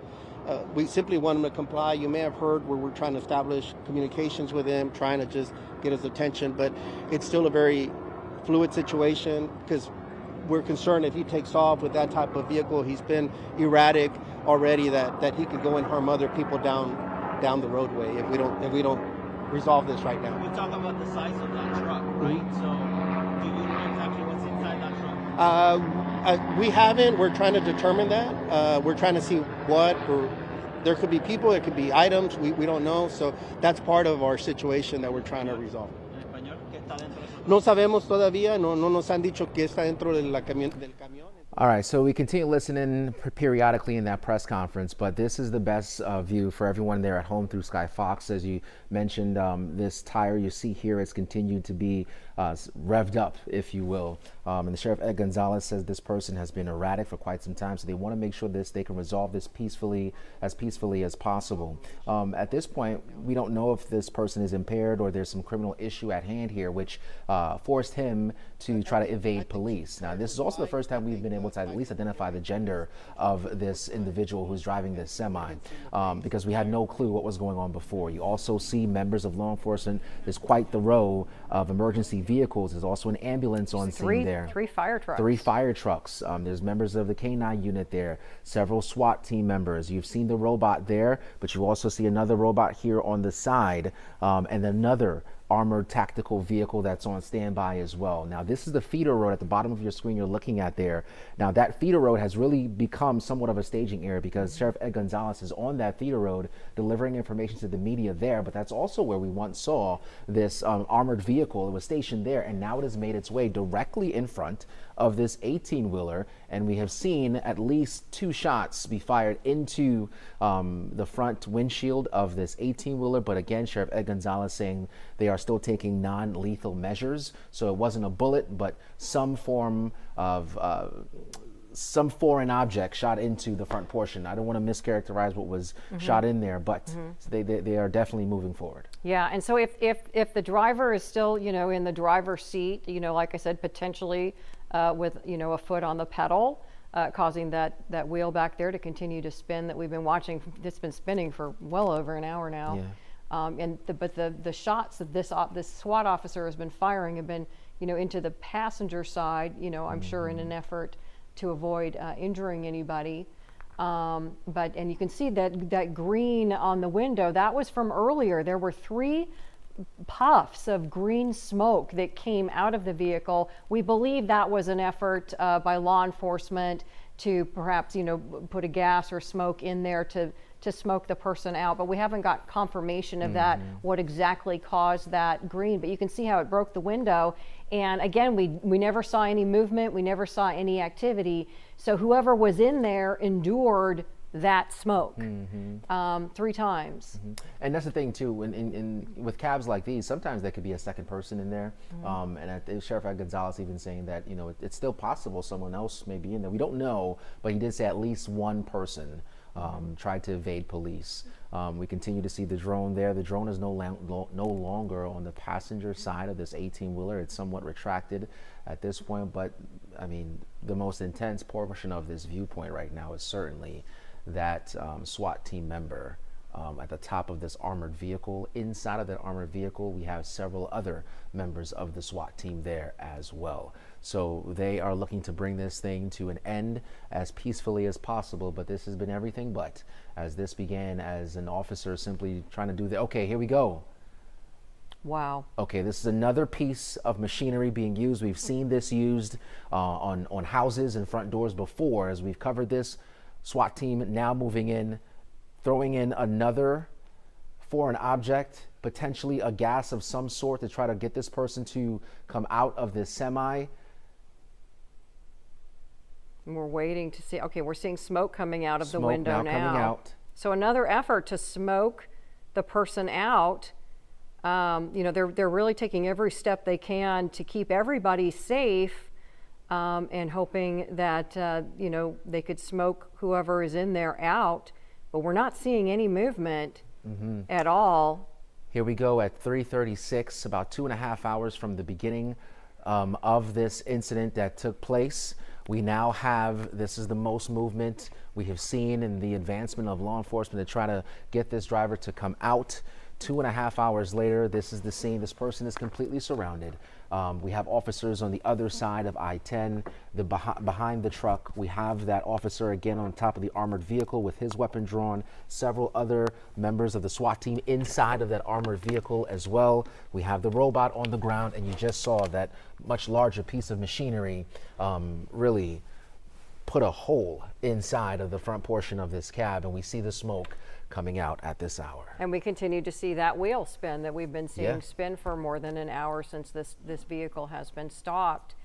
You know, this comes after that SWAT officer that's, you know, on top of the SWAT vehicle, this to your right just off the screen, fired multiple shots right into the front windshield of the cab. And now we're seeing that piece of apparatus come in again. It looks like they're going to try and burst through the window, the passenger side window, to create another opening so they can get a better view.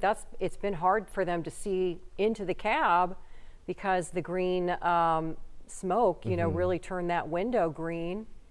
And it looks like they're really, at this point, just kind of tearing out the door. This has the ability to tear and rip anything really.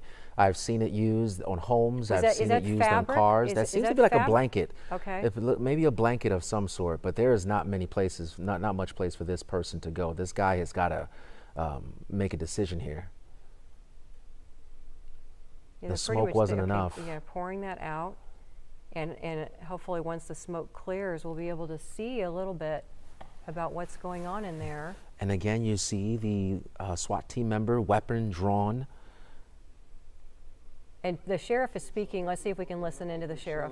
And we'll update you all as soon as possible. And like you said, it sounds like what they're doing is the tactical team is breaking into the cab. Okay. Is that something that you can speak to? Something that's like atypical, or are they trying to figure out what's in there? I mean, obviously, ultimately, we need to get into the cab, or that's where the focus is right now, because that's where the driver's at. So, you know, again, it's an active scene, so while I've been here, I don't know the latest, and frankly, I leave that up to our trained professionals that are excellent at what they do and trained for all kind of scenarios. So I really can't speak to what they're trying to do or what they would do, simply because for safety of everybody involved, got to let them execute whatever they're doing. But I'm not aware of what they're doing at this moment. Just to clarify, where was the intersection? I was told Freeport and East Freeway outbound. Okay, so you were just getting a little bit of an update again from Sheriff Gonzalez, Harris County Sheriff's Office, which has been, they've been on the front, you know, on point for handling this incident. There have been other Baytown Police and some others that have also responded, but the sheriff's office is on point on this. And we just basically saw this apparatus, kind of tear out the passenger side door of the cab. I just walked over, Anthony, to the screen to see if I could see inside that cab, any better, but it's dark in there. We're sort of seeing a lot of wreckage of, what the apparatus was able to kind of pull out. We saw what looks like maybe a blanket or some fabric that was pulled out, but we haven't seen any movement inside the cab. It's been hard to see through the windows, not just for us, but for the officers out there. They've had, a robot approach right up to the window to see what was going on. And you can see there's still a SWAT officer on top of that SWAT vehicle with his scope, set on that front windshield as they're still trying to determine whether this person is a threat in any way or whether they might be incapacitated. We just haven't seen any movement, so we don't know. And that was our Abigail Dye who asked that question of Sheriff Ed Gonzalez there as they try to continue to get some more details. So let's go to Abigail. I want to hear what she has to say and her assessment of what was said. Abigail, can you hear us?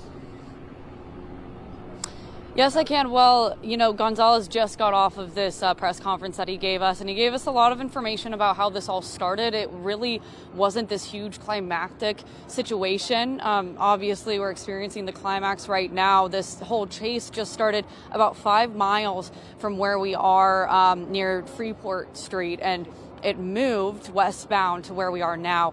And, Sheriff Gonzalez, I know that you have been keeping, Anthony and Heather, you guys are keeping an eye on our Eye in the Sky. And we saw tactical units trying to break into the cab of this 18-wheeler. And Gonzalez said that he can't really comment exactly on what those tactical units are doing right now because he was standing right here as that was happening. But he says they're just trying everything they can to de-escalate this in a safe way. They're using that robot, they're using non-lethal force and shots, and they're just trying to get this driver who's still in that cab to come out safely and peacefully. And so they're just trying all these different tactics. We'll show you a bit of the scene here behind us. Like I said, this started just about 5 miles away. Gonzalez says this chase, it wasn't crazy. It wasn't like this 18-wheeler was going 50 or 80 miles an hour like we've seen in the past with these 18-wheeler chases. This was just a slow progression. And as they continued to chase this 18-wheeler here on I-10, they ended up deploying those spikes, which stopped the truck. It came off to the left side of the lane, as we've been seeing from the helicopter. And now we are fully surrounded. And like I said, Gonzalez says we're just continuing to use these different tactics. And they don't know who this driver is, but a little bit about the behavior of the driver. Heather, I know I heard you say that we could see that front wheel continuing to spin. That was the driver revving the engine. So apparently this driver continues to be putting his foot on the gas. And at this point, authorities and officers, everyone out here, they don't want this 18-wheeler to take back off. They don't want this car, this vehicle back on the road because of obvious reasons. I mean, it's a huge vehicle. It could be very dangerous. And we don't know the intentions or the mind state of this driver at this point. And we've also, we asked Gonzalez if we know anything about this driver, if we know anything about this company, the truck that this driver is driving. And they say at this point they don't. They don't know why he didn't stop for police. Police initially tried to stop this 18-wheeler because it was stalled out. And so, like I said, it started very slowly, and obviously it escalated very quickly here. Yeah, and we don't, as to Abigail's point, we don't know who the driver is yet. They just told us the only descriptor they have is male, and they believe either a white or Hispanic male. Is that? Did they say anything further, Abigail?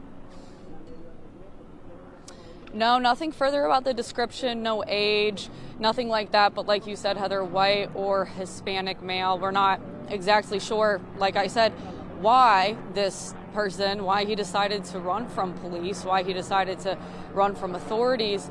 But at this point, they're just hoping that he's not armed, that there's nothing dangerous inside this 18-wheeler, and this situation doesn't escalate any more than it has. Abigail, this is Anthony. Have you got a chance to see anyone just kind of maybe working at some of these businesses nearby, or have you had a chance to speak to anyone that you may have seen that's not associated with the active investigation, but more so just a witness? Anthony, not at this point. I mean, I'll show you what I can see here. Obviously, right here is a hotel. We've seen just a couple, as you can see, someone's coming out to videotape what's going on right now. We've seen just a couple of people in and out of the hotel, mostly workers. But, you know, everyone out here knows just about as much as we do. But we'll go ahead and send it back to you for right now. Yeah, so we're watching this, the tactical, I don't even know what to call this thing, Anthony, but it's again tearing out more of the side of the passenger side of the cab.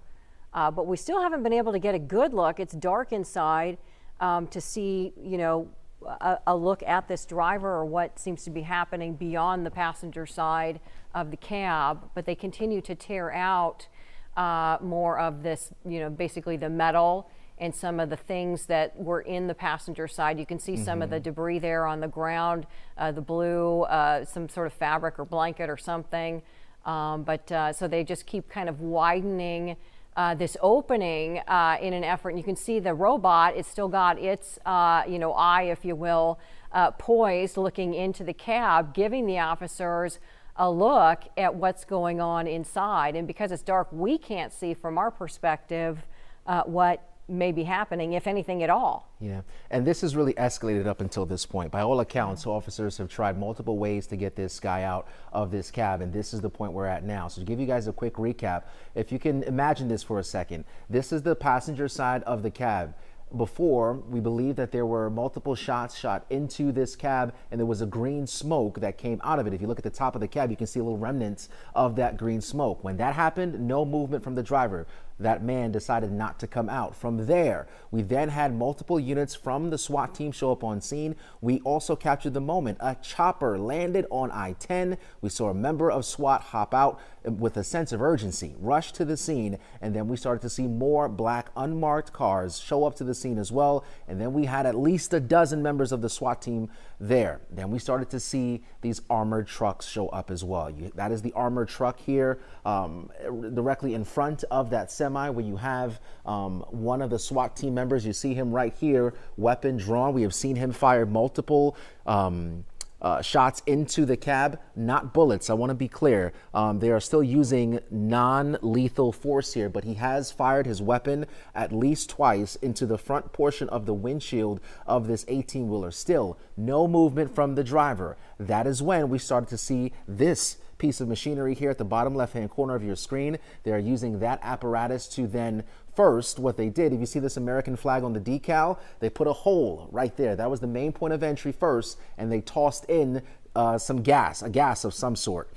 Still, again, no movement from the driver. That is when this larger apparatus was brought in, and it is now ripped out the passenger side of this 18-wheeler at this very moment. But again, still no movement from the driver. Now, this piece of machinery has a lot of capabilities. It can pretty much rip out the entire portion of this truck. So, but again, the SWAT team members are still trying to figure out. I do want to make note here, what we can't tell you from this vantage point in the chopper is what's being said. We do know members of the SWAT team obviously are there, but there are negotiators there as well. So what we can't provide you with is an understanding of that means of communication, if in fact there is communication happening directly between law enforcement and the driver of this semi. This is now, was it 3:49 in the afternoon? So we are approaching a 3-hour mark of this standoff. A lot of things happening. And the tactical machines going in again to try and create a little more of a viewpoint for them to get an assessment of what's happening inside. And if you've ever been in one of these cabs, you know, you've got your sort of your driver and passenger section that you can see there in the front, and then they often have kind of like a sleeper cabin or another part of the cab where people can also be. And so that's, sort of been the question from the get-go. Is all we know is the driver they've described as a male, either white or Hispanic. That's the only descriptor we've gotten. And they don't know whether there's a possibility of anyone else being either in this cab or perhaps in the truck or anything like that. We just don't know. And so they're being extremely careful, trying to get a better view. That's been the challenge out here since the spike strips were laid out and they were able to stop this, is they just haven't been able to see very well what's going on inside this cab. When the 3 puffs of green smoke came out of the cab earlier, that helped to turn what was the passenger side window green, and part of the window was broken, and so you couldn't see into it once that happened. And from our vantage point, and while Sky Fox is giving us an excellent view right over the scene, it's still with, shadowing and darkness in the cab. It's been very hard to see, inside to see exactly what's going on. Again, we just haven't seen any movement. Well, you know what, though? We're going to see everything here in a second, because this piece of machine is going to rip this entire portion out. As I'm trying to look closely here, it looks like there was even a TV inside of the back of this cab. Now you see another aggressive move here by the member of law enforcement controlling this apparatus the SWAT team frequently uses whenever they're trying to make entry into any given point, whether it be a semi in this situation or even a house. We've seen them use this as well. So that's what's happening on this side, but also please pay attention of what's happening here at the top of the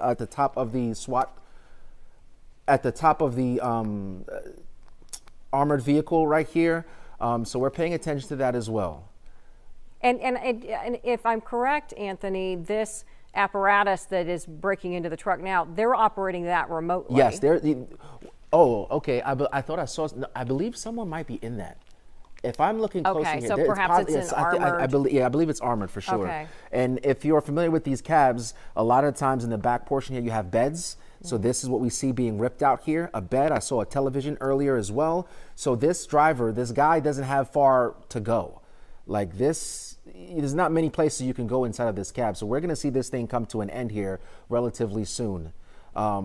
In terms of the semi itself, it is design transportation. If you realize, if that may not ring a bell, we made some phone calls because we wanted to know, like, who is the driver of this cab? Where did this truck come from? It's out of Dallas, Texas. We placed the call to the company saying no comment, but we obviously don't know if this person may have been contracted through the company or if they were employed full-time by them. We can't speak to the specifics there. Or if it was stolen. Yeah, yes, Heather, that is a great point.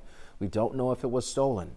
So this is what we continue to witness here in real time with you as Sky Fox is over the scene here on I-10 eastbound, as this was, according to police, a traffic hazard where a member of the constable's unit tried to initiate a traffic stop because they saw something that was potentially a traffic hazard, making things dangerous. And when they tried to initiate that traffic stop, that is when the driver of the semi, according to Sheriff Ed Gonzalez, led police on a chase. But he was deliberate by saying that it was at a low rate of speed. Nevertheless, officers were able to use spike strips. And if you look at the very front portion of the 18-wheeler, you can see down to the rim, bare. But we also continue to see some more information being given to us because of that press conference from Sheriff Ed Gonzalez. And I believe Heather Abigail is... She's got some more information we're hearing about the suspect, Abigail. Yes, Heather, so we can't really speak to his mental state, but as for his physical state, I was just talking to a sergeant here. I was wondering, if he's still alive, and the sergeant says that he is indeed alive. At this point, nothing has gone out on the radios indicating that our suspect has died during this altercation because, we did have those projectiles fired, and while they were non-lethal, you never know how something like that can end up. And just being in this state and revving the engine and sitting in that cab for so long, we don't know where this man's health is. So we went ahead and we spoke to the sergeant, and he told us that at this point that that suspect is still alive and is still in the cab of that truck. That's stunning. It's stunning to hear that someone could still be alive and enduring this situation. And there's not much room in the back of these cabs. If you're not familiar with these cabs, I've been in a couple of them. There is some room in the back where there's usually a bed. You might find a small microwave or something like that. But most of that has been ripped out by the SWAT team as they use this apparatus here at the bottom portion of your screen. And you see the bed there on I-10. And as Abigail was mentioning, you continue to see that one wheel with the smoke coming from it because there is still gas, you know, the engine being revved up at this point, even though the front portion of the wheels are down to the rim.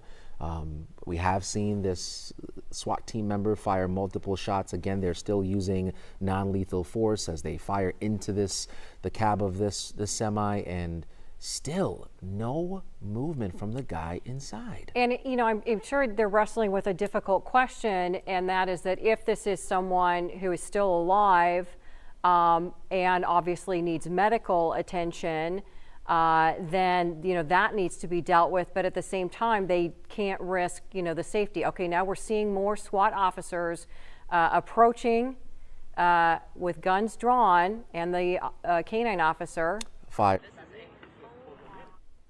Again, we aren't sure if these are bullets or another form of non-lethal shots. The canine now being is inside. Okay, and we're watching the canine in the cab now.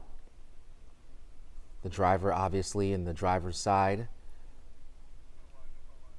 We are no longer showing you a live image of this just because we're not sure what's going to happen. But I still want to give you guys an idea. Paint this picture. Walk with me here for a second. We have at least 7 members of the SWAT team. A canine unit is inside of the vehicle as well, the cab. We have another member of the SWAT team moving into the back portion of the cab. We have 2 members of the SWAT team inside of the cab, several others on the driver's side as well. The canine in there. At any moment now, they're going to be taking this guy out. We have at least a dozen members of the SWAT team now surrounding this cab on the driver and passenger side.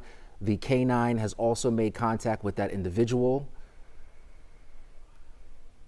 And you know, their guns drawn, but they're all surrounding the cab very closely now, and we're expecting to see at any moment, you know, perhaps some sort of image of the person who's been in there.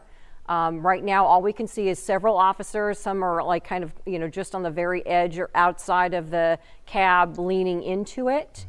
There's like 3 on the driver's side and 4 on the passenger side. They have pulled the canine officer out. The canine officer is outside and back on the ground.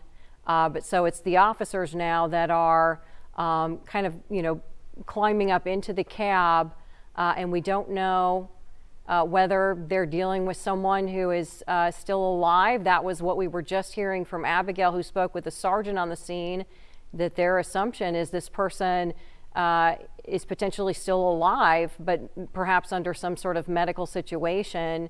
You know, we just know, as you can see there on the screen, that wheel has been churning since the stop of the chase happened, since the spike strip.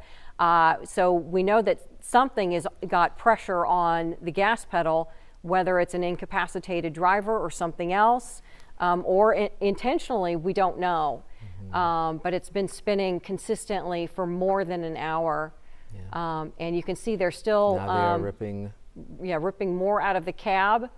That potentially might even be the drive. I mean, we're trying to give you guys the best. Okay, this is the driver being ripped out of the cab. There he is on the floor. He's on the ground. He is alive.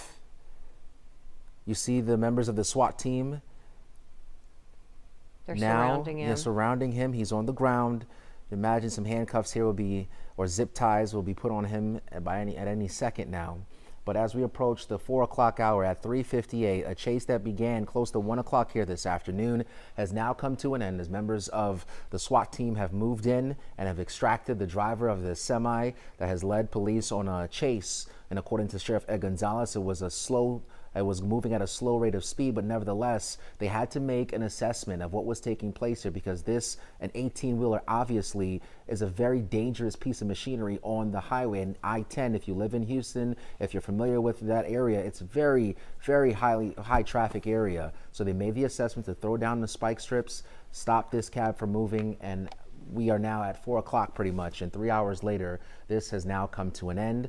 And again, more so, I should say, also being in, covering stories like these, this could have ended in a very different way. Very different way. They really kind of tiptoed their way up to this point, using a robot, using that tactical piece of equipment there on the left side of your screen, really kind of were very careful about approaching this cab, and again, so now we're seeing the medical team responding with a stretcher. So we expect to be able to see a little bit better view.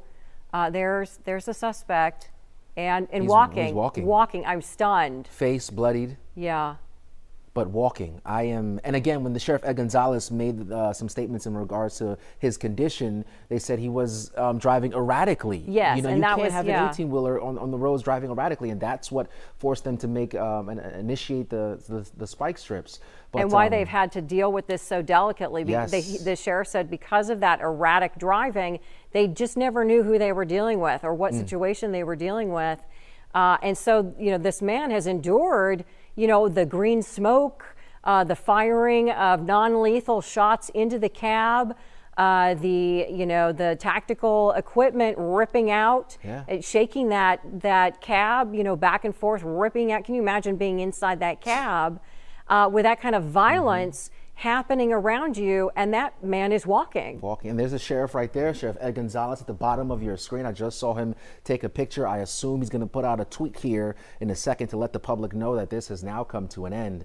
But by all means, hats off to members of law enforcement who not only saw this as a potential issue on I-10 eastbound earlier today, but also their ability to see this through here at 4 o'clock for this to come to an end, where that driver was still able to walk out of that cab alive, because we have seen situations like these play out many different ways, and no member of law enforcement were hurt. And although this gentleman will receive medical care, this could have been a very different end to his day here in Harris County. And while we continue to watch this very dramatic scene unfold, just again for our viewers, traffic has been shut down now for more than 2 hours on I-10, eastbound and westbound. And again, this is at the cross street. Sheldon, I believe. Sheldon. And this is in the Channelview area. So it's been completely shut down. People on the roads, perhaps returning from where they were over the holidays or getting back into their work routines. Traffic has been shut down both directions for a couple of hours, very backed up. We imagine the backups have to be for miles.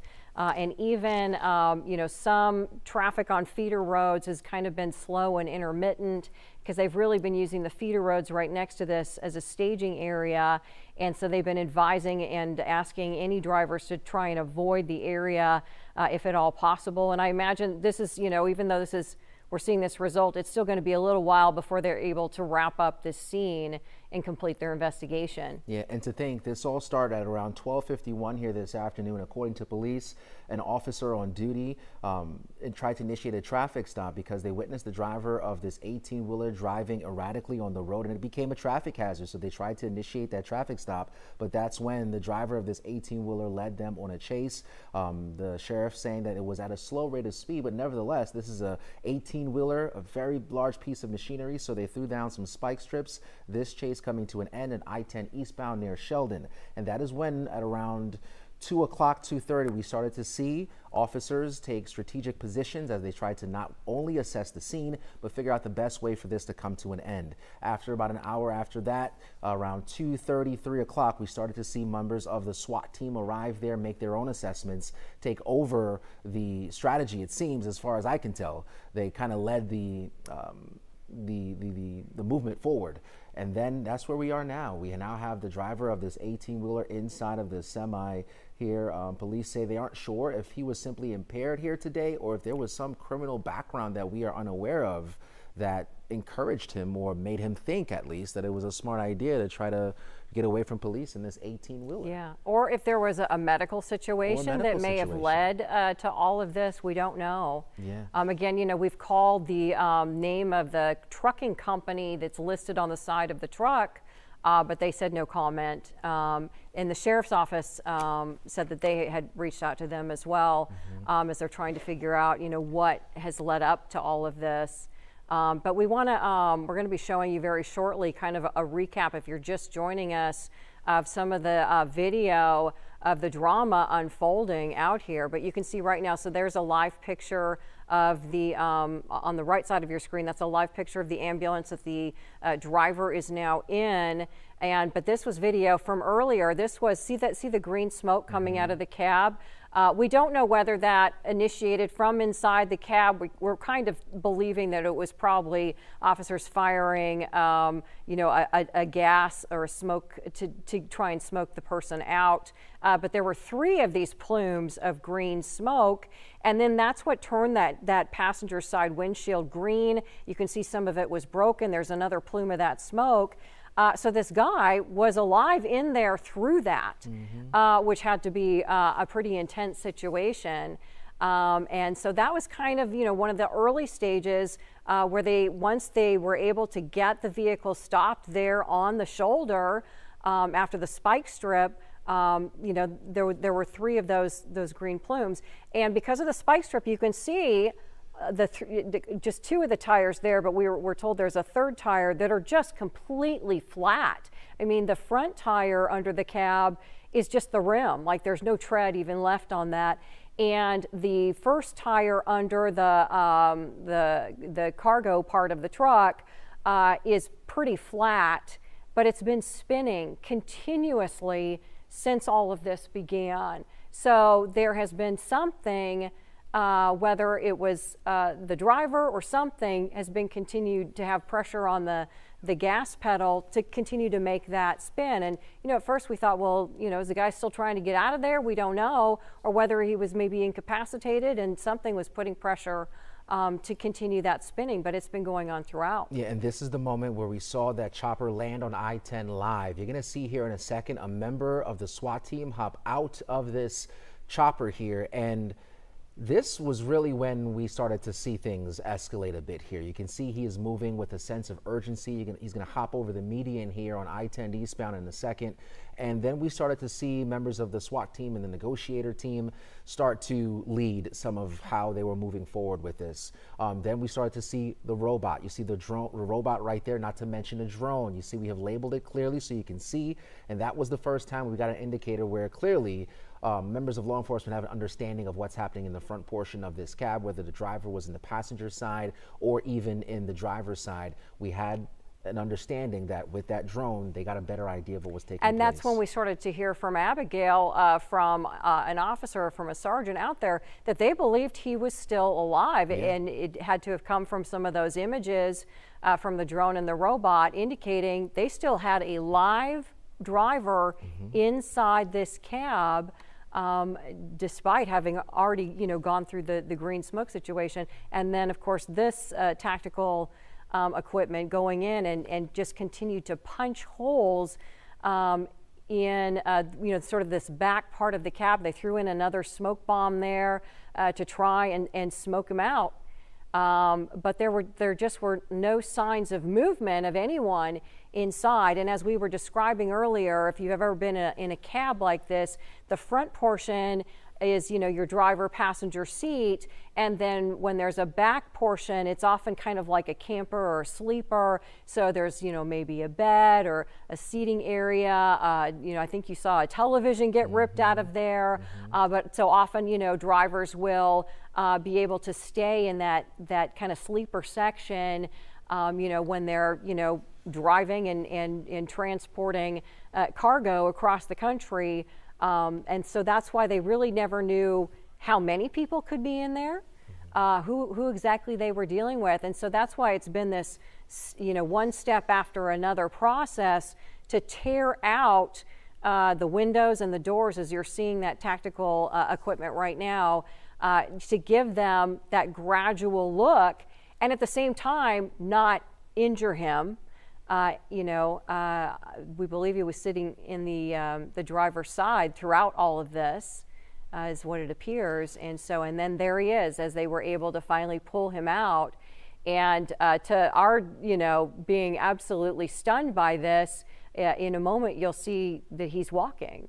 I don't know how anyone could go through the violence of everything that happened in that cab. Yeah, very dramatic scenes taking place. Now, I do want to give you guys an update as well. In that top right-hand corner, so that small box, we now have word that the eastbound lanes on I-10 have been opened. Or they're going to be opened here, because you can see there is still a massive traffic backup here. This started at around 12:51, and here we are at 4:10, and that's what so many people, thousands of people have been sitting through, miles and miles of traffic on I-10 eastbound, as police were able to finally, but as you can see here, you see the gradient of the traffic standstill, but now we start to see movement as these cars are driving past the scene that was the site of this dramatic scene that unfolded here on I-10, and it was the reason why they were stuck in traffic for so long. But good news, I-10 eastbound back open at this hour. That's, I believe, the westbound side. The westbound, side. excuse me. Yeah, but of course you're going to have people kind of craning their necks and slowing down, looking at this, scene. What a dramatic scene on the side of the road there. And so now it looks like they're doing something with that tire that's been spinning this entire time, probably because they need to, secure the vehicle so that it can be safely towed off the road at this point. And I mean, for those of you questioning too, I want to answer a question here in regards to the cargo, what may have been in that container. We don't know. All we know is we were live here on the air when we saw the moment. 6 members of the SWAT team went to the back of the truck. They opened it very quickly, closed it, and left. So we don't have an understanding of what may have been in the back of that shipping container, but what we do know is that we will get some more information. Matter of fact, Sheriff Ed Gonzalez just released this tweet here giving us an update. He says, quote, "The male remained resistant the entire time and ignored all commands. SWAT team members had to physically pull him out. No injuries to our members. The male is receiving medical attention." And if you were watching Fox 26 on any of our platforms, you witnessed that in real time. Yeah. I can't imagine what it was like to be inside that cab with smoke bombs and then non-lethal shots being fired right through the windshield. But he stayed right there in the driver's seat the entire time. And then was actually able to walk once, you saw him kind of get pulled out of the cab where he kind of, landed on the ground. But they cuffed him and they got him up, and he was actually walking for a bit until they got him onto the stretcher and into the ambulance. So this was someone who, was either just very determined or, I don't know, somehow able to just endure the situation. Yeah, and again, we have some more questions. We have so many questions right now. But we're going to be waiting. I believe we're going to reach back out to the sheriff here, get some more details, because there's so much floating around in regards to the driver. Sheriff Gonzalez even saying that they weren't sure if he may have a criminal background, which that may have been the reason why he felt the need to try to evade police. Wasn't sure if he was impaired in some way, or maybe there's a mental health issue. They weren't sure, but what they were sure of was that this was a dangerous 18-wheeler driving erratically on I-10 eastbound, and that was just something they could not risk. And it was in the public safety for them to initiate contact with the driver of this 18-wheeler. We're hearing that the sheriff is about to give us another update, so let's listen in and get the latest information from Sheriff Gonzalez. Ed Gonzalez, Harris County Sheriff. Just a quick update. Just before 4 p.m., our SWAT team members had to physically go into the driver's compartment of the truck and physically pull him out. They tried numerous things, deploying gas, deploying less lethal, verbal commands, gave him every option to come. He remained resistant the entire time, did not answer any commands or anything like that. So at some point, they had to physically position themselves as safely as possible to extract him out. They've extracted him out. Still don't know why he was acting in the erratic manner that he was. it does appear to be some heavy impairment, but I'll let them kind of make those determinations there. Just from the naked eye, that's what it appears to me.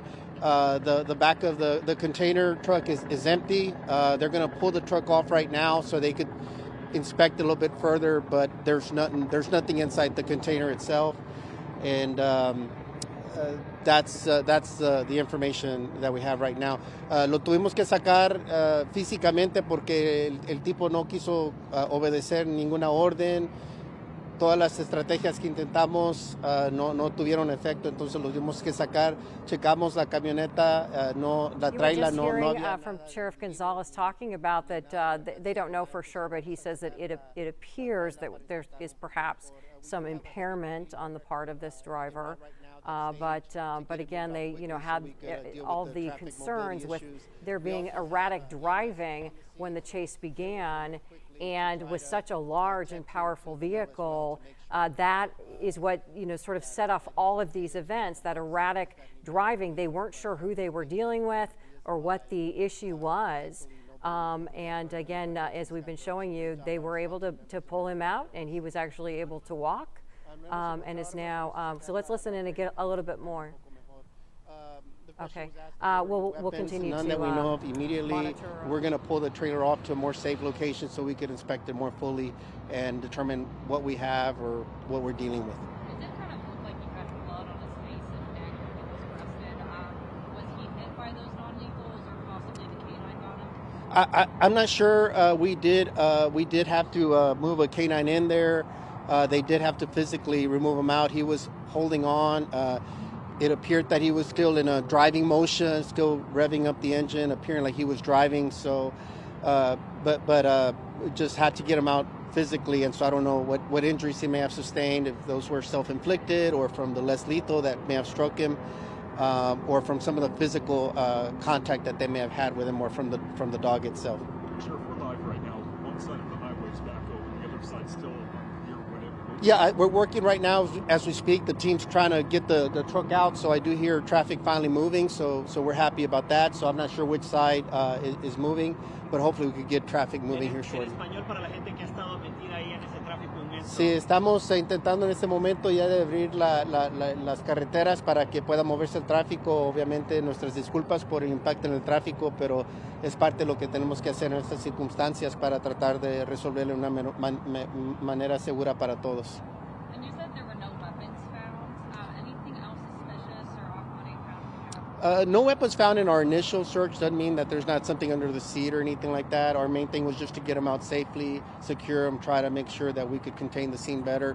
The truck will be moved off the roadway so we could better inspect to see if weapons were in the mix in this, or what else was at play. So, but none that were visible at a cursory look from any of the observations made by SWAT deputies.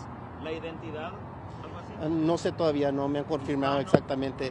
No pude ver, tenía sangre, no sé si parece ser o hispano o un anglosajón. ¿Y esas heridas eran de él o...? No sabemos si tuvimos que poner un canine, un perro dentro de la troca. También físicamente lo tuvimos que sacar. No sé si las heridas fueron del mismo que se golpeó, se pegó, o de una de las balas que no son fatales, son más de plástico. No sabemos si lo haya herido a él. At this point, do we know if he was driving that truck for the company or if it was stolen? Not sure. We haven't confirmed that at this point. We wanted to obviously just resolve this as quickly as possible, and all those questions will be answered now, and who he is and what happened, what led to this. ¿Qué puede enfrentar una persona que haga este tipo de cosas? Pues depende, no sé de qué estaba huyendo, no sé si tenga antecedentes, no sé si era una persona que hemos estado buscándolo por alguna cosa, o también solamente por huir de las autoridades puede cargar cargos de felonía también. Entonces eso lo vamos a tratar de resolver, y depende también si estaba trasladando algo de narcóticos o algo que no hemos visto inmediatamente. Sheriff, is there any chance this driver could face any kind of charges? Oh, absolutely. I think that he'll be facing some type of charge. What it is, it just kind of depends. Anything from evading, obviously, to depending if he was had anything in cargo that wasn't visible to the naked eye right now that we'll be able to check. So that'll be part of it. And we don't know if he's maybe possibly wanted for something or impaired as well. How challenging was this entire incident to resolve? It's very challenging. Our team, I was talking to them briefly because every scene is a different component. This one, it was like an 18-wheeler, but we've had things anywhere from bridges over the Port of Houston to vehicles to residences. So they try to prepare as much as they can with all types of things. Y'all may have seen the Rook pass through here, or equipment that's been very valuable and successful many times. So it's a combination of a lot of things. And again, like I said earlier, I trust our team to make sound decisions, as they did once again under difficult circumstances. And so it was a very challenging scene, especially because he continued to resist even with deployment of gas. Most times, most people with that, it's pretty toxic. They're going to come out pretty quickly. Didn't seem to faze them. And this is an 18-wheeler. This is Correct. You're supposed to run it. Yes, absolutely. Yeah, it's a very powerful vehicle if he was behind the wheel and revving that engine. So, however, it came to this. I'm glad we were able to intervene, because if he would have remained on the roadway, other people could have been in serious risk had we not tried to contain it as best we could. Again, under challenging circumstances. So kudos to all first responders, our deputies, Lieutenant Calhoun and Sergeant Kerry Salas. That was the first one on the scene. Great job by them, and our SWAT team as well. And we obviously thank the business as well. We know that they were impacted, especially those along the feeder. Sure. Any quick follow, just closing questions, so then I'll move to another. Earlier, I asked you, had this driver acknowledge anything? So you guys use different tactics, Yep. talking in English, talking in Spanish. When you finally got that driver outside, did they say anything, acknowledge? He's remained unresponsive the whole time. Didn't answer to commands. That's what I'm saying. Just at a, from the naked eye, it appears to be some level of impairment. We don't know what the issue is, but never really responded. We gave him multiple commands and spoke to him to no avail. And real quick, if you could just speak to the manpower that's out here, what agencies assisted? Yeah, no, we also are working closely with our Precinct 3 constables out here, assisting with traffic mobility. Obviously, the patrol deputies are out here. We have SWAT in place. We have K9. We had a wide array of personnel out here at the scene. So at approximately 1 p.m., one of our units spotted a vehicle that appeared to be parked in the middle of the main lanes outbound along Freeport at the East Freeway. At that time, didn't know quite what he had. It could have been just a medical emergency of some kind, or what we often refer to as a traffic hazard, just blocking the roadway, impacting traffic. When he turned on his overheads, the vehicle, the truck, the driver proceeded to drive forward, didn't go at a high rate of speed, continue forward, and then when he started doing some evasive action, changing multiple lanes, of swerving in and out of different lanes, the alert, just safety risk went up higher. They did try to deploy some spikes. They were successful, immobilizing at least two of the tires, but the driver continued moving forward. Eventually came to a rest here just east of Sheldon on the outbound main lanes. We attempted numerous things from less lethal weapon to eventually smoke, K9, verbal commands, negotiation, to no avail. He appeared to be behind the wheel, just appearing to be in a glaze, just revving the truck like if he was still driving.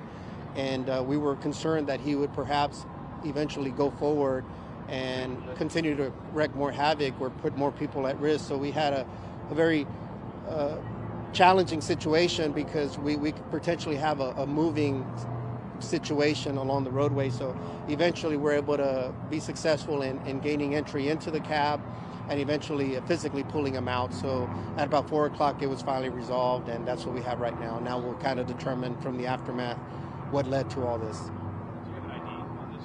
Not yet.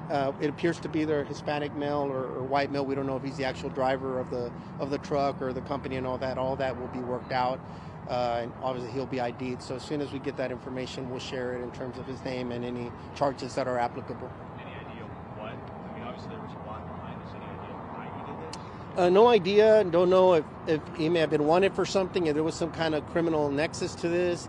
The trailer appeared to be empty. We don't know if there's any compartments or anything. We have Kana and others here on scene, so we'll look a little bit closer.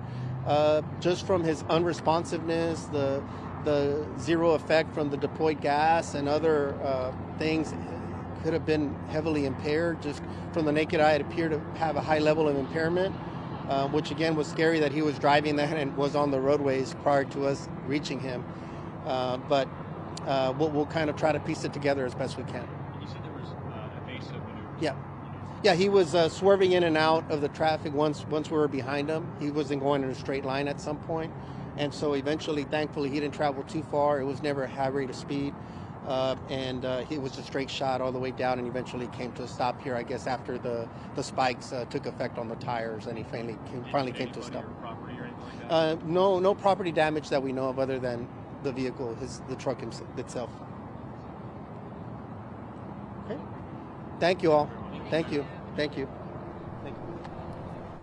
You have been listening to Sheriff Ed Gonzalez with the Harris County Sheriff's Office give us the latest information on what we have been watching all afternoon, and we're going to go to Abigail Dye, who's been live there on the scene momentarily to kind of get a recap, but just really some stunning images all afternoon, a stunning situation where this driver who they tried to pull over in this 18-wheeler continued to drive erratically. Let's go to Abigail Dye now live on the scene for a look back at our events and what we're learning about the situation. Well, Heather, we just got that update from Sheriff Gonzalez. We have some sirens behind us now. Looks like that is emergency medical. Probably, I mean, it could be possible that they're taking our suspect to go get checked out at this point. We did see some apparent blood on his head and neck area, so he's probably going to go get checked out. Gonzalez says that he doesn't have any life-threatening injuries at this point that they're aware of. But yeah, we just got that debrief that they do have the suspect in custody, like we brought to you live in real time. And at this point, we don't know who he is. We don't know who this guy is. We don't know why he ran from authorities. But Gonzalez does say that he seemed to be inebriated in some sort of way. He can't confirm that totally, but he says that this man didn't seem to be in a perfect state of mind when they took him into custody. I mean, this guy was sitting in the cab of that truck for hours, continuing to rev his engine, and they even said that he was in a driving position when they pulled him out of the truck. I'm not sure if that means he thought he was still driving or what kind of state of mind this person was in when he was apprehended.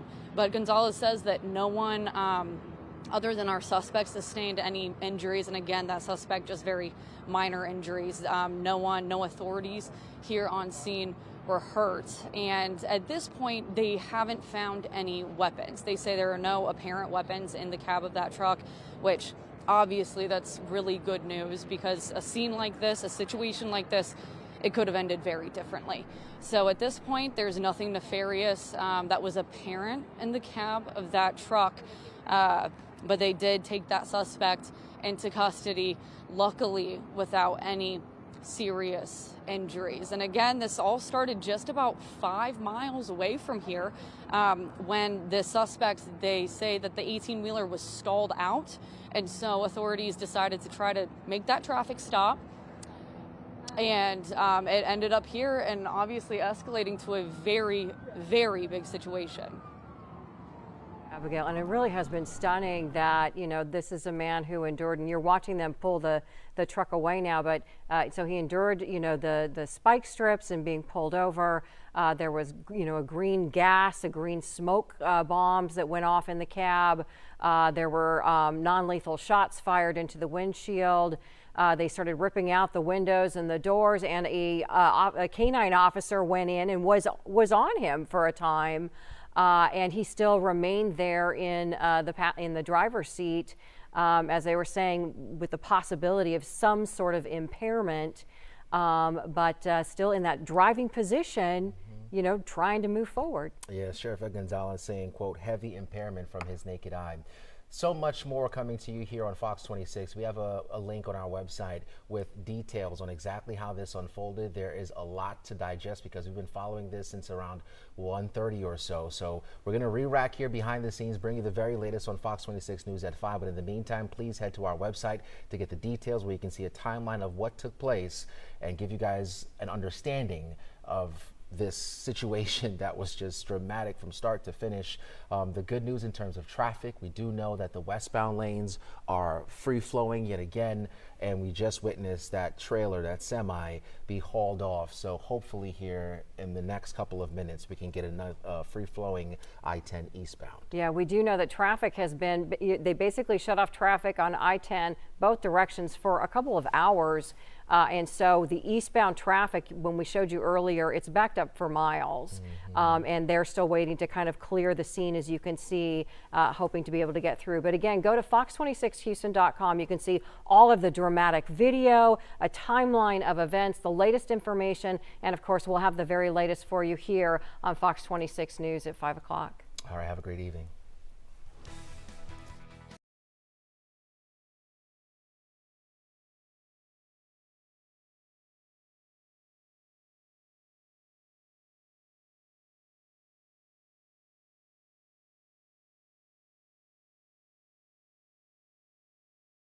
I'm guessing, I don't know.